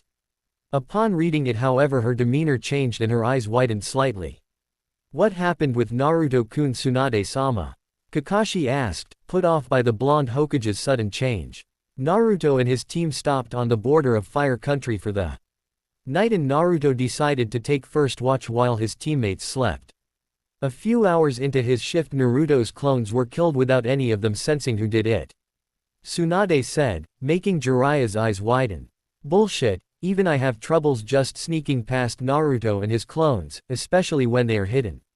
Naruto is almost as good as me when it comes to stealth. Jiraiya said, surprised that someone would be able to kill multiple of Naruto's shadow clones without one of them sensing who was there. That's not all, whoever did that was able to sneak up on the team and speak with Naruto, even though Hinata was using her Byakugan and Shino had his bugs surrounding the area. He knew the kind of reputation Naruto had, as well as the facts that he is Minato's son and is the Jinchuriki of the Kyuubi. Tsunade explained. Impossible, those are some of Konoha's best kept secrets, the only person who knows where documents like that are held is the Hokage. Kakashi said, was he part of the Akatsuki? According to Naruto he isn't, going on to quote that, what the Akatsuki is planning to do with the Biju is bound to fail, and later telling Naruto to enjoy the peace with his friends and loved ones because the next time he makes his presence known he promises to make the world burn. So, what you're saying is that this person was able to kill Naruto's clones without being caught, but was also to hold a conversation with Naruto's team who, might I add, have a Hyuga, Aburame, and Inzuka on it, without being seen, sensed, or smelled. Jiraiya asked, earning a nod from Tsunade. This isn't good. We should send a team of Anbu to investigate the area to see if they can find anything. No doubt Naruto will already be on the move again. You could send another team as backup, but by the time they got there the negotiations would probably already be finished. Jiraiya said. Agreed, I'll send a team of Anbu to search the area where Naruto and his team set up camp. Jiraiya, I want you to ask around your spy network, see if anyone else has had a similar experience as this, or at the least try and figure out who might be capable of something like this. Tsunade ordered, earning a nod from Jiraiya before he shunshined out of the office. Kakashi, I want you to lead the Anbu team in charge of searching the area Naruto encountered this person. Your Sharingan will be useful in picking up chakra signatures and tiny details other people might miss. Hi, Tsunade-sama. Kakashi said before also using a shunshin to leave the tower. Why can't you ever do something simple without turning it into a big pile of paperwork? Be careful Naruto-kun, too many people care about you for you to kick the bucket this early. Tsunade said as she gazed out the window. A threat supposedly bigger than the Akatsuki, we need to be ready for anything. Suna will need to be informed of this as soon as possible as well. Tsunami sighed as she sat in her office looking through a large pile of trade treaties that had been sent in over the past few days. Since Team 7 had helped protect her grandfather as he built the bridge that now connected Wave to the mainland, the country had grown to become one of the largest trading ports of the elemental nations. Thoughts of Team 7 brought a small frown to the young daimyo's face as she remembered the young blonde boy who helped not only change her son, but her country as well. They had received no new information regarding the whereabouts of Naruto Uzumaki, the person her country thought of as a hero. I hope that wherever you are you're doing alright Naruto-kun, Tsunami said, sure the rest of Team 7 had played a large role in defeating Gato and freeing the people of Wave, but Naruto helped change her son Inari. And that had earned the blonde a special place in her heart. Tsunami-sama, the team you requested from Konoha has arrived. Came a voice through her intercom. What? Already? They weren't supposed to arrive for another day at least. Tsunami said to herself before telling her secretary to let the team in. Hello Ninja-san, sorry if I seem a little disorganized but I wasn't expecting you till later tonight or tomorrow. Tsunami said apologetically. Sorry, I had planned to arrive later today but my team and I had a little incident, so to speak, and I thought it would be best for us to arrive as soon as possible. The hooded figure at the front said, I'm sorry if we have caused you any problems with our early arrival. Not at all Ninja-san. Tsunami replied with a smile, just caught a little off guard is all. Something about the one with the cloak is familiar. Alright Daimyo-sama, let me introduce the team that will be acting as your security during your negotiations with Kumo. The hooded figure said, receiving a nod from Tsunami. Yugao Azuki, Konoha's resident Kenjutsu specialist, Kurenai Yuahi the Genjutsu mistress of Konoha, along with her old team, Kiba Inzuka, Shino Aburame, and Hinata Hyuga, all of which are excellent trackers with abilities trained for tracking enemies. A very prestigious team you have here Ninja-san, I've heard a lot about both Yugao and Kurenai. Tsunami said, while Wave wasn't as militaristic as most of the other nations, as daimyo she made sure to keep track of top-ranking shinobi from around the elemental nations. And who might you be? Most people know me as Konoha's Reaper. Naruto started, before removing his hood, making Tsunami's eyes widen, but I would prefer it if you just called me Naruto. Naruto-kun, Tsunami said, shocked at the change Naruto had undergone. Last time she had seen the blonde he was just a runt who had one of the shortest attention spans she had ever seen. In front of her stood a man that radiated power and respect, who she had to admit was quite handsome. What's more is that he claimed to be Konoha's Reaper, someone she had been keeping tabs on since she first heard about him. Hello again Tsunami-chan, I see you have become Wave's daimyo, congratulations. How have Inari-san and Tazuna-san been doing? Naruto asked, shocking Kurenai at the way he addressed Wave's leader, while Yugao just shook her head. Naruto-san, you shouldn't address the daimyo like that, it's disrespectful. Kurenai scolded the blonde. It's quite alright Kurenai-san. Naruto-kun did a lot for not only the country of Wave but for my family as well. Tsunami said with a smile, silencing any further scolding by the red-eyed Junin. I really didn't do that much Tsunami-chan. Kakashi-sensei and the rest of Team 7 played their part, as well as Zabuza-san and Haku-san. Naruto said with a smile, remembering the person he considered his first friend from outside the village. Such humility Naruto-kun, it would seem that more than just your body has matured over the past few years. Tsunami said, earning a slight nod of acknowledgement from Naruto. I had originally planned to put your team in one of our hotels, but seeing as Naruto is the leader I would like to offer you a place to stay with me and my family. We have plenty of room for guests and I'm sure both Inari-kun and my grandfather would be happy to see you again. Inari-kun was devastated when we learned that you had disappeared suddenly, but he kept a smile on his face and continued to help the village, saying that it was something you would have done Naruto-kun. He did huh? I'm glad he was able to change from the way he was when I was first here. As for your request, I would be honored to stay at your house. Tsunami-chan, it would be good to see Inari and Tazuna again. Maybe Inari can give me a quick tour later today. Naruto replied, earning a smile from Tsunami before she asked her secretary to call for her son. Tsunami and Naruto continued to talk about the change Wave had undergone while waiting for Inari to arrive, giving his team a chance to talk among themselves. Man, I can't believe how casually Naruto and the daimyo are talking, it's like they have been friends for years. Last time I accidentally talked to a daimyo like that I was almost thrown in jail. Kiba said as he glanced at Naruto. Naruto is seen as a hero here Kiba-san, aside from naming the bridge after him, the daimyo also said that he had helped change her son. It would make sense that he is on good terms with the daimyo. Shino replied. Naruto-san has quite the track record for changing countries, don't you think Yugao-chan? On his first mission out of Konoha he managed to free Wave country from Gato, and according to Kakashi, he played a major role in helping the Princess Koyuki defeat her uncle Dodo in the Land of Snow, allowing her to take her rightful place as the daimyo of the new spring country. Kurenai said, receiving a nod from her friend. He definitely does. Naruto has a special quality that makes people want to believe in him. While he has greatly matured during his time in Anbu, Naruto still fights to be able to protect his friends and his village. His words have the power to make friends from even the worst of enemies. Yugao replied with a small smile. You really care about him, don't you? Kurenai asked, making her friend stiffen slightly. I'm not sure Kurenai-chan, a part of me tells me that I do, but the other part of me is scared to become too attached. I don't want another repeat of what happened with Hayate-kun to happen with Naruto, Yugao replied sadly, making Kurenai's eyes soften slightly. We are ninja Yugao-chan, while we may not be able to guarantee our own safety and the safety of our friends, I believe Hayate would have wanted you to move on. Knowing that I could die at a moment's notice, whether it's today, or a year from now, I would rather spend the rest of my time with someone who cares about me the same way I cared about them. Kurenai said, I can see that you truly care for Naruto, and I can see that he truly cares about you. Don't let this opportunity pass you by Yugao-chan. I'll think about it alright. Yugao replied as she gazed at her blonde comrade. Do you have anyone special Kurenai-chan? You speak as if you have experience with my situation. While a lot of men have tried to get my attention, none of them have had the characteristics of someone I would want to be with, most are perverts just looking to get with me. Kurenai replied. I see, what about Naruto-kun?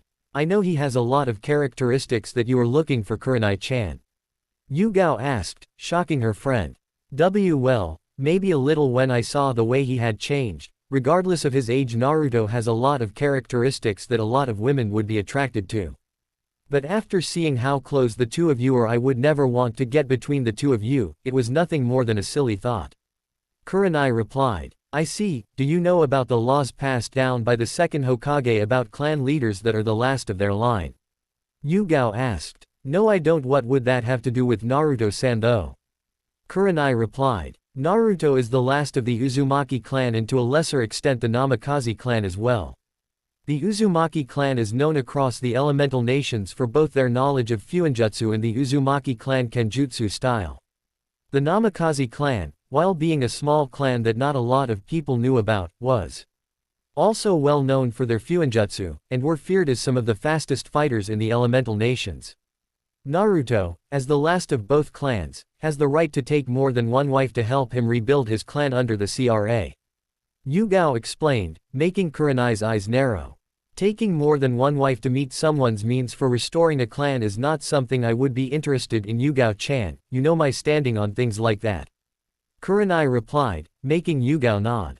I do. Right now Naruto doesn't want to be placed in the CRA, but I think with the reputation of the Uzumaki clan, Naruto might get forced into it. Receiving little love and care growing up, Naruto doesn't want to be put into a loveless marriage just because of who his parents were, and would rather be able to choose who he wants to spend the rest of his life with. I'm not telling you to jump the gun on this, Kurenai-chan. All I'm trying to say is at least get to know him. Yugao said. Why are you telling me this, Yugao-chan? I can see how much you care for him, so why bring something like this up? Kurenai asked, making her friend sigh. I watched how Naruto-kun struggled growing up, always trying to earn the people's respect and attention, and with the burden he has had to deal with since birth, he deserves to have happiness in his life. Like I said earlier, Naruto-kun has a lot of qualities that women find desirable. Regardless of how my relationship with Naruto-kun progresses, I would hate to see him forced into a loveless marriage with some spoiled merchant's daughter. I've noticed the way a few others have been looking at Naruto. Shizune-san seems to be attracted to Naruto now as well, if only physically, but given the chance to get to know Naruto, I'm sure her feelings could grow to something deeper. There is one other that I know for sure has feelings for Naruto-kun, however, they are not mutual, and Naruto plans to confront her before they can escalate any further. Yugao said. Kurenai had a feeling that she knew who the mystery girl was, although she hoped she was wrong for the sake of her students' happiness. I see, I'll think about it I guess, but I won't make any promises. Kurenai said, making Yugao nod shortly before a knock was heard and the door started to open. You called for me, Ka-chan?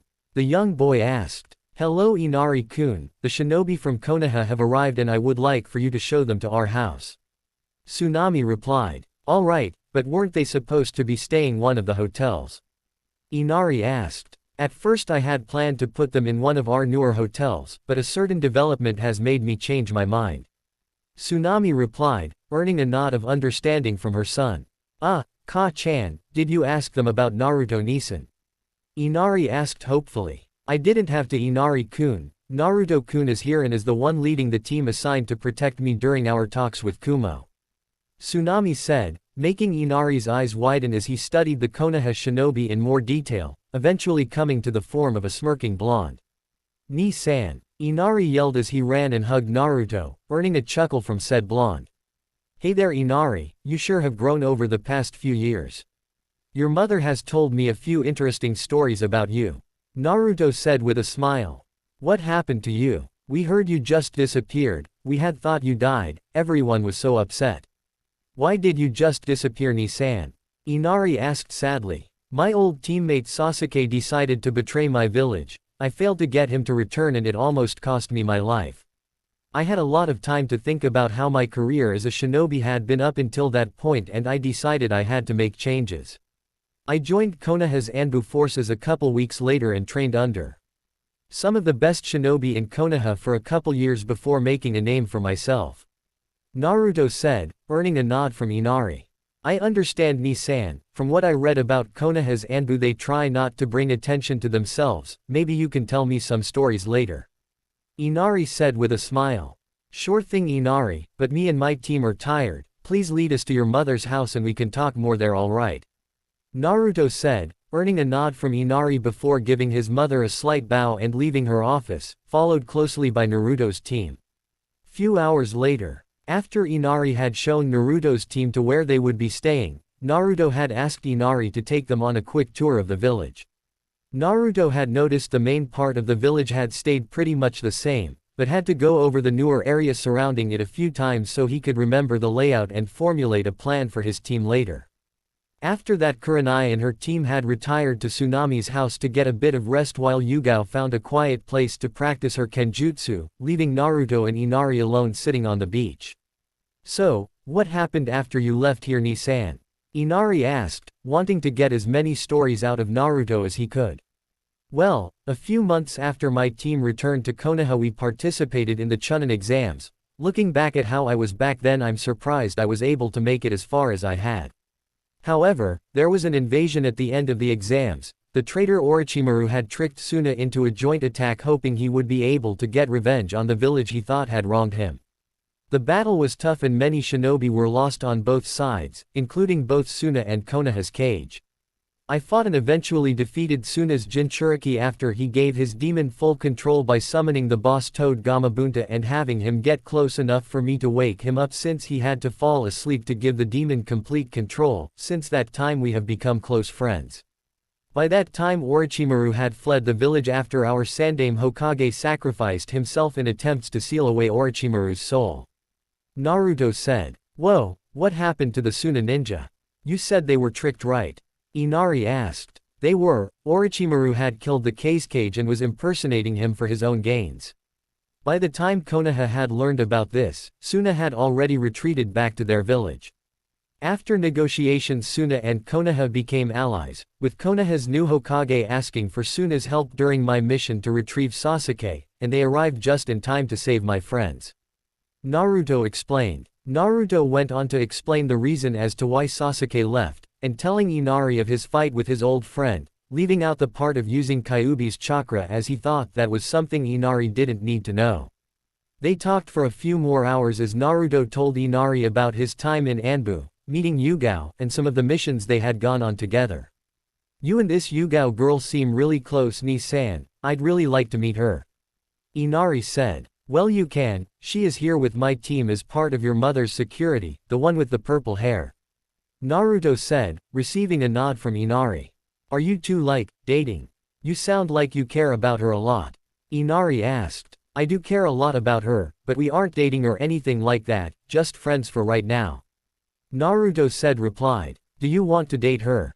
Inari asked, making Naruto stop to think. Did he want to date her?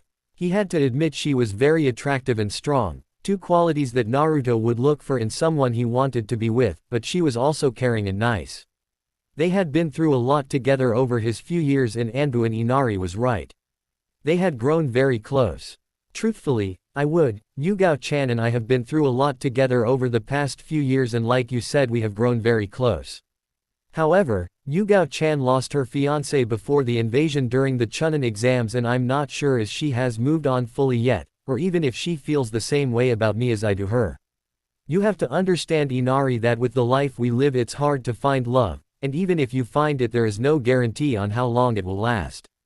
There are also certain things about me that will make it difficult for me in the future. I have a lot of powerful enemies right now and I'd hate to put someone like Yugao-chan in harm's way just for my personal gains," Naruto said, receiving a nod from Inari. "I'm sure it will work out, Ni-san, but we should get back home now. It's almost dinner time and I'm sure there are things that my mother wishes to discuss with you," Inari said before standing up and walking back towards the village. "You think so, huh? Well, I hope you're right," Naruto said to himself as he too stood up and walked back to the village. Next day, late afternoon. Inari had been right. After dinner Tsunami had taken Naruto and his team aside to discuss what the plan for the meeting was. Naruto and Yugao would accompany Tsunami to the meeting, while Kurenai and her team would set up a perimeter. In the off chance that the Kumo shinobi recognized Naruto as Minato's son, they hoped that Tsunade's plan of having Wave's hero present would be enough to make Kumo not want to start anything. Adding one of the best kenjutsu users in the elemental nations as extra backup was just extra precautionary measures. Naruto and Yugao were currently wandering around the city, hoping to spot the team from Kumo that they heard had arrived earlier, but so far they had had no luck locating them. You're sure they are here, Naruto-kun? Maybe Tsunami-san had wrong information. Yugao asked. I don't think so, the meeting is tomorrow, they have to be here somewhere. Naruto said, before feeling a somewhat similar presence. Come with me, Yugao-chan, I think I know where they are. How? Yugao asked as Naruto led her through the streets, stopping a little bit away from one of Wave's newer hotels, and then noticed some Kumo shinobi standing outside it. I knew it, Naruto mumbled, earning Yugao's attention. Knew what, Naruto-kun? She asked. That blonde kunoichi, the one with long blonde hair, can you see her? Naruto asked, earning a nod from Yugao after a few moments of searching for her. What about her? She asked. She is Yugito ni, Junin of Kumo, and is also the Jinchuriki of the Two Tails. Naruto said, making Yugao's eyes widen. I knew where they were because I could feel a demonic presence similar to Kyuubi's. This changes things a little. I want you to find Kurenai and her team and tell her about this. I'm going to stick around and watch her a little more. Alright, just be safe, alright, Naruto-kun. Yugao said before heading to find Kurenai. Couple hours later. Naruto had been watching Yugito for the past few hours, not noticing anything to be off about the Jinchuriki. It was her teammates that bothered him. The looks they sent her when she wasn't looking, and the way they acted towards her made his eyes narrow in anger, reminding him of the looks he used to receive as a child. I shouldn't be surprised. Kumo is a village that prides itself on its militaristic strength. It would make sense that Jinchuriki would be seen as nothing more than tools. He said to himself, and then watched as Yugito left, heading towards one of the docks. Summoning a toad, Naruto gave it a message to deliver to Yugao and Kurenai, telling them he was going to follow Yugito for a while longer before returning to Tsunami's for the night. Having sent the message, Naruto left the cover of the alleyway and continued to follow Yugito through town. Coming to one of the docks farthest from the market area, Naruto watched as Yugito appeared to be meditating. You know, you don't have to hide from me. I could sense your presence since leaving the hotel, she said as she looked towards the spot Naruto was hiding. Impressive, not many people have the ability to sense me while I'm trying to stay hidden, but I guess you have something inside that helps you with that, huh? Naruto said as he appeared at the end of the dock, shocking Yugito. What are you talking about? Yugito stammered, I sensed you with my own skill, nothing more. Cut the act, I know who you are. Yugito ni, Junin of Kumo, Jinchuriki of the Two-Tailed Hellcat. Naruto said, shocking Yugito. How do you know that? Does Konoha have spies in Kumo? Yugito asked as she got into a fighting stance. Easy, Yugito-san, I do not want to fight.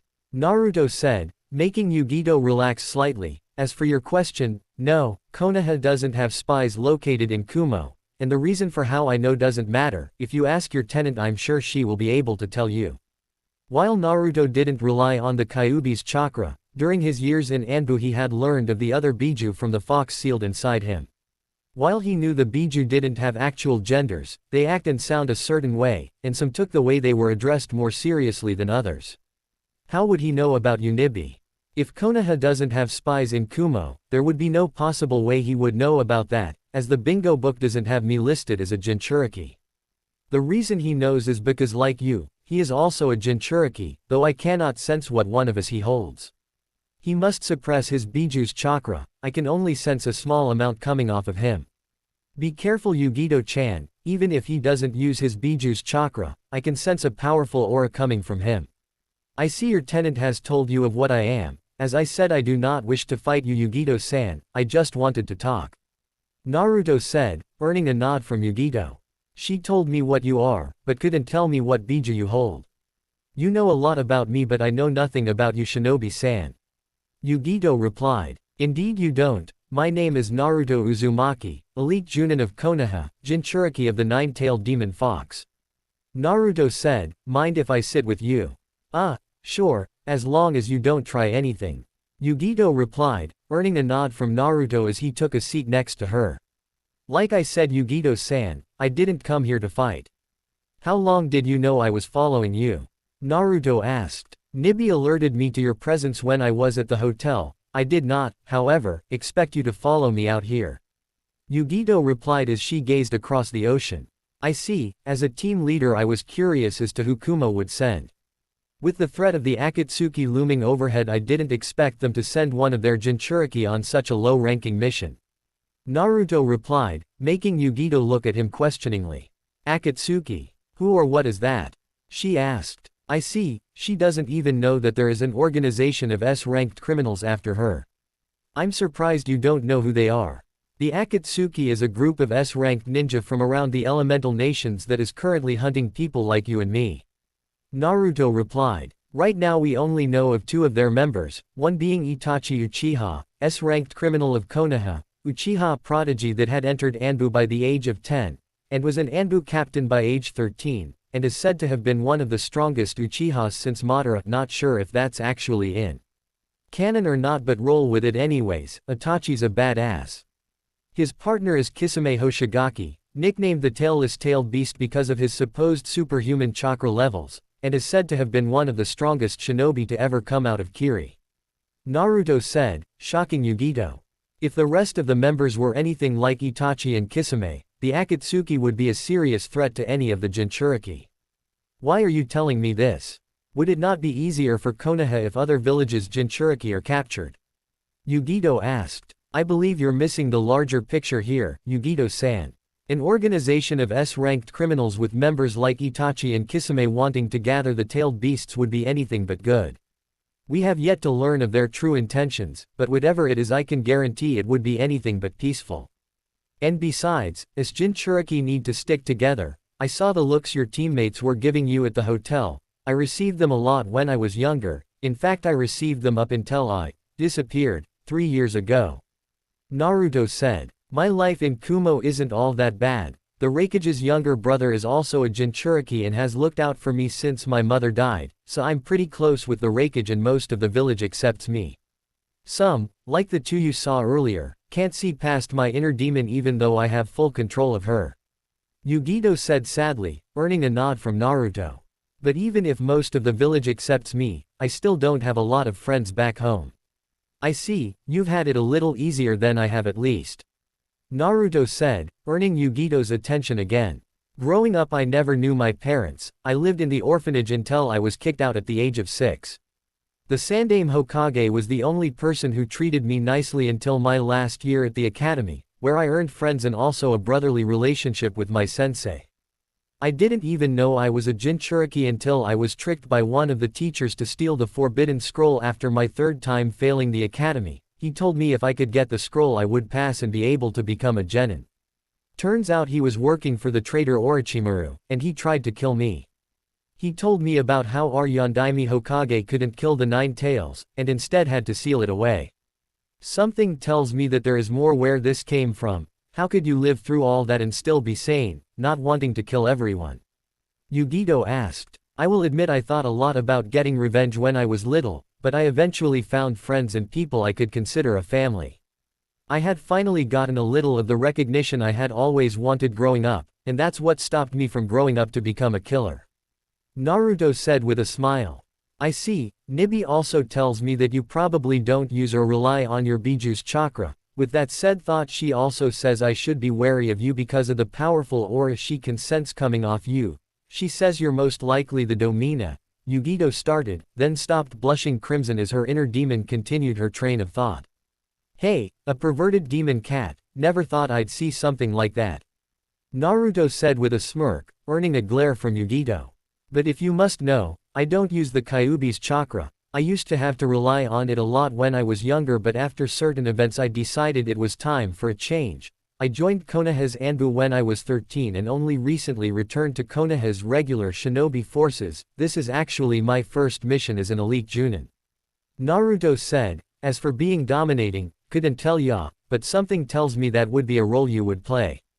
Don't encourage Nibi Naruto-san, Yugito said with a blush, earning a laugh from Naruto. Sorry Yugito-san, I couldn't help myself. I'm sorry but I should probably get back to my team. Remember what I said about the Akatsuki Yugito-san, pass on the message to both the Raikage and his younger brother. I would recommend not going on any missions alone until something is done about them. Naruto said, before digging into his pocket and pulling out a ceiling tag Yugito didn't recognize and handed it over to her. What is this for Naruto-san? Yugito asked. It's a reverse sealing tag specifically designed by me for my friends. If you are in danger, pump chakra into the tag and I will be able to teleport to you. You can only use it one time though before it runs out. Naruto explained, making Yugito's eyes widen. Why are you giving this to me?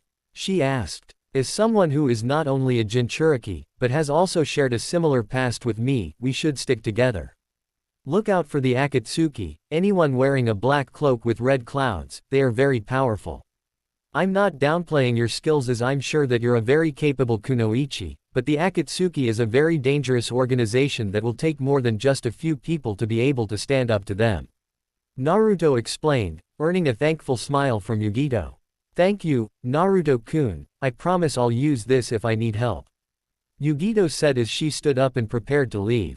Alright Yugito-chan, Kumo and Konoha might not be on the best of terms right now, but you can count on the Reaper's help if you need it, however those who cross the Reaper don't live for very long.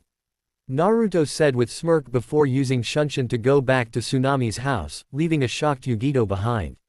Konoha's Reaper, Yugito said to herself. I told you he was powerful Yugito-chan, even with me I'm not sure you would be able to best him in a fight. Nibi said, leaving Yugito with a lot to think about on her way back to the hotel. With Naruto arriving back at Tsunami's house, Naruto made his way to find both Yugao and Kurenai with hopes of talking to them about the Nibi Jinchuriki. Ah, Tsunami-chan, do you know where Yugao-chan and Kurenai-san are? Naruto asked as he saw Tsunami relaxing in the living room. I think they are out back Naruto-kun, they went outside a little while ago. Tsunami replied, earning a nod from the blonde. Walking outside, Naruto found Yugao going through Kenjutsu katas while Kurenai watched. Ah Yugao-chan, Kurenai-san, I need to talk with you about something. Naruto said, earning both their attention. Naruto-kun, you're back, I was a little worried something might have happened, you were gone for a long time. Yugao said, stopping her training and walking over to Naruto, followed by Kurenai. I'm fine Yugao-chan, don't worry. I followed her out to one of the docks, she knew I was following her and called me out on the docks.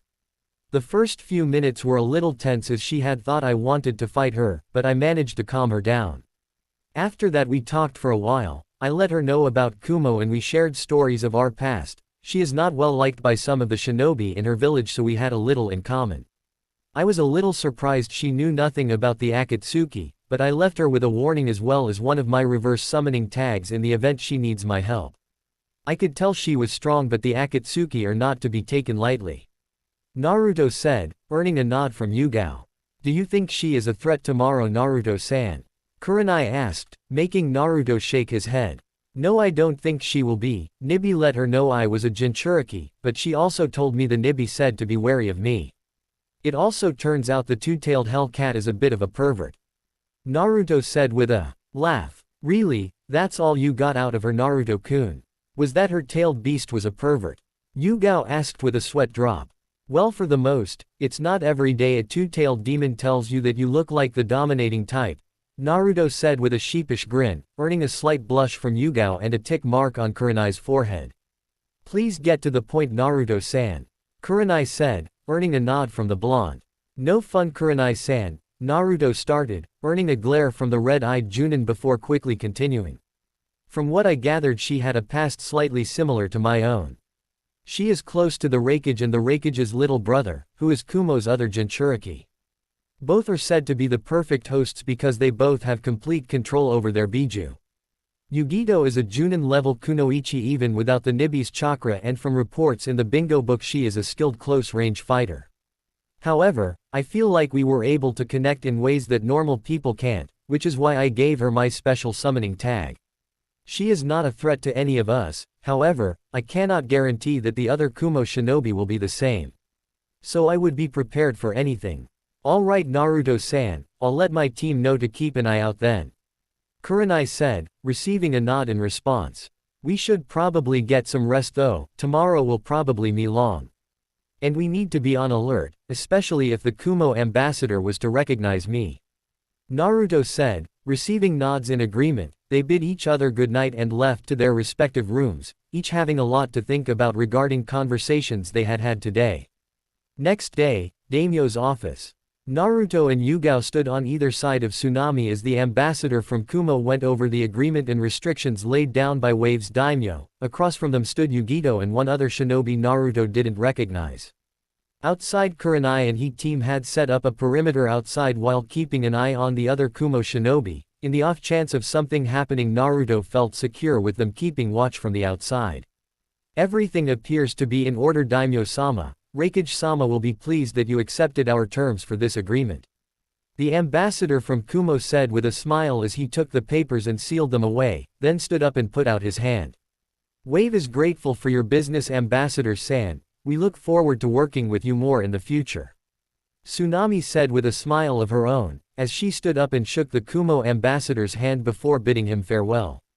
Naruto and Yugito shared one more look at Yugito left, receiving a smile from the Kumo Junin. That went better than we had hoped, at least. Yugao sighed out after the door was shut. It doesn't seem like he recognized you either, which is a bonus. You're wrong, Yugao-chan. He recognized me the moment he saw me, he just chose not to say anything. They will most likely rush back to inform the Reikage about me. Naruto said, before turning to Tsunami. I'm sorry, Tsunami-chan, but my team and I need to leave as soon as possible. A lot has happened on this mission and it would be best for us to leave as soon as possible. I understand, Naruto-kun. I hope I will be able to see you again. Inari is going to be upset that you left without saying goodbye. Tsunade said with a small smile. Tell him I'm sorry, Tsunami-chan, and that I'll come to visit again sometime. Naruto said with a slight bow, before leaving with Yugao to get Kurenai and her team.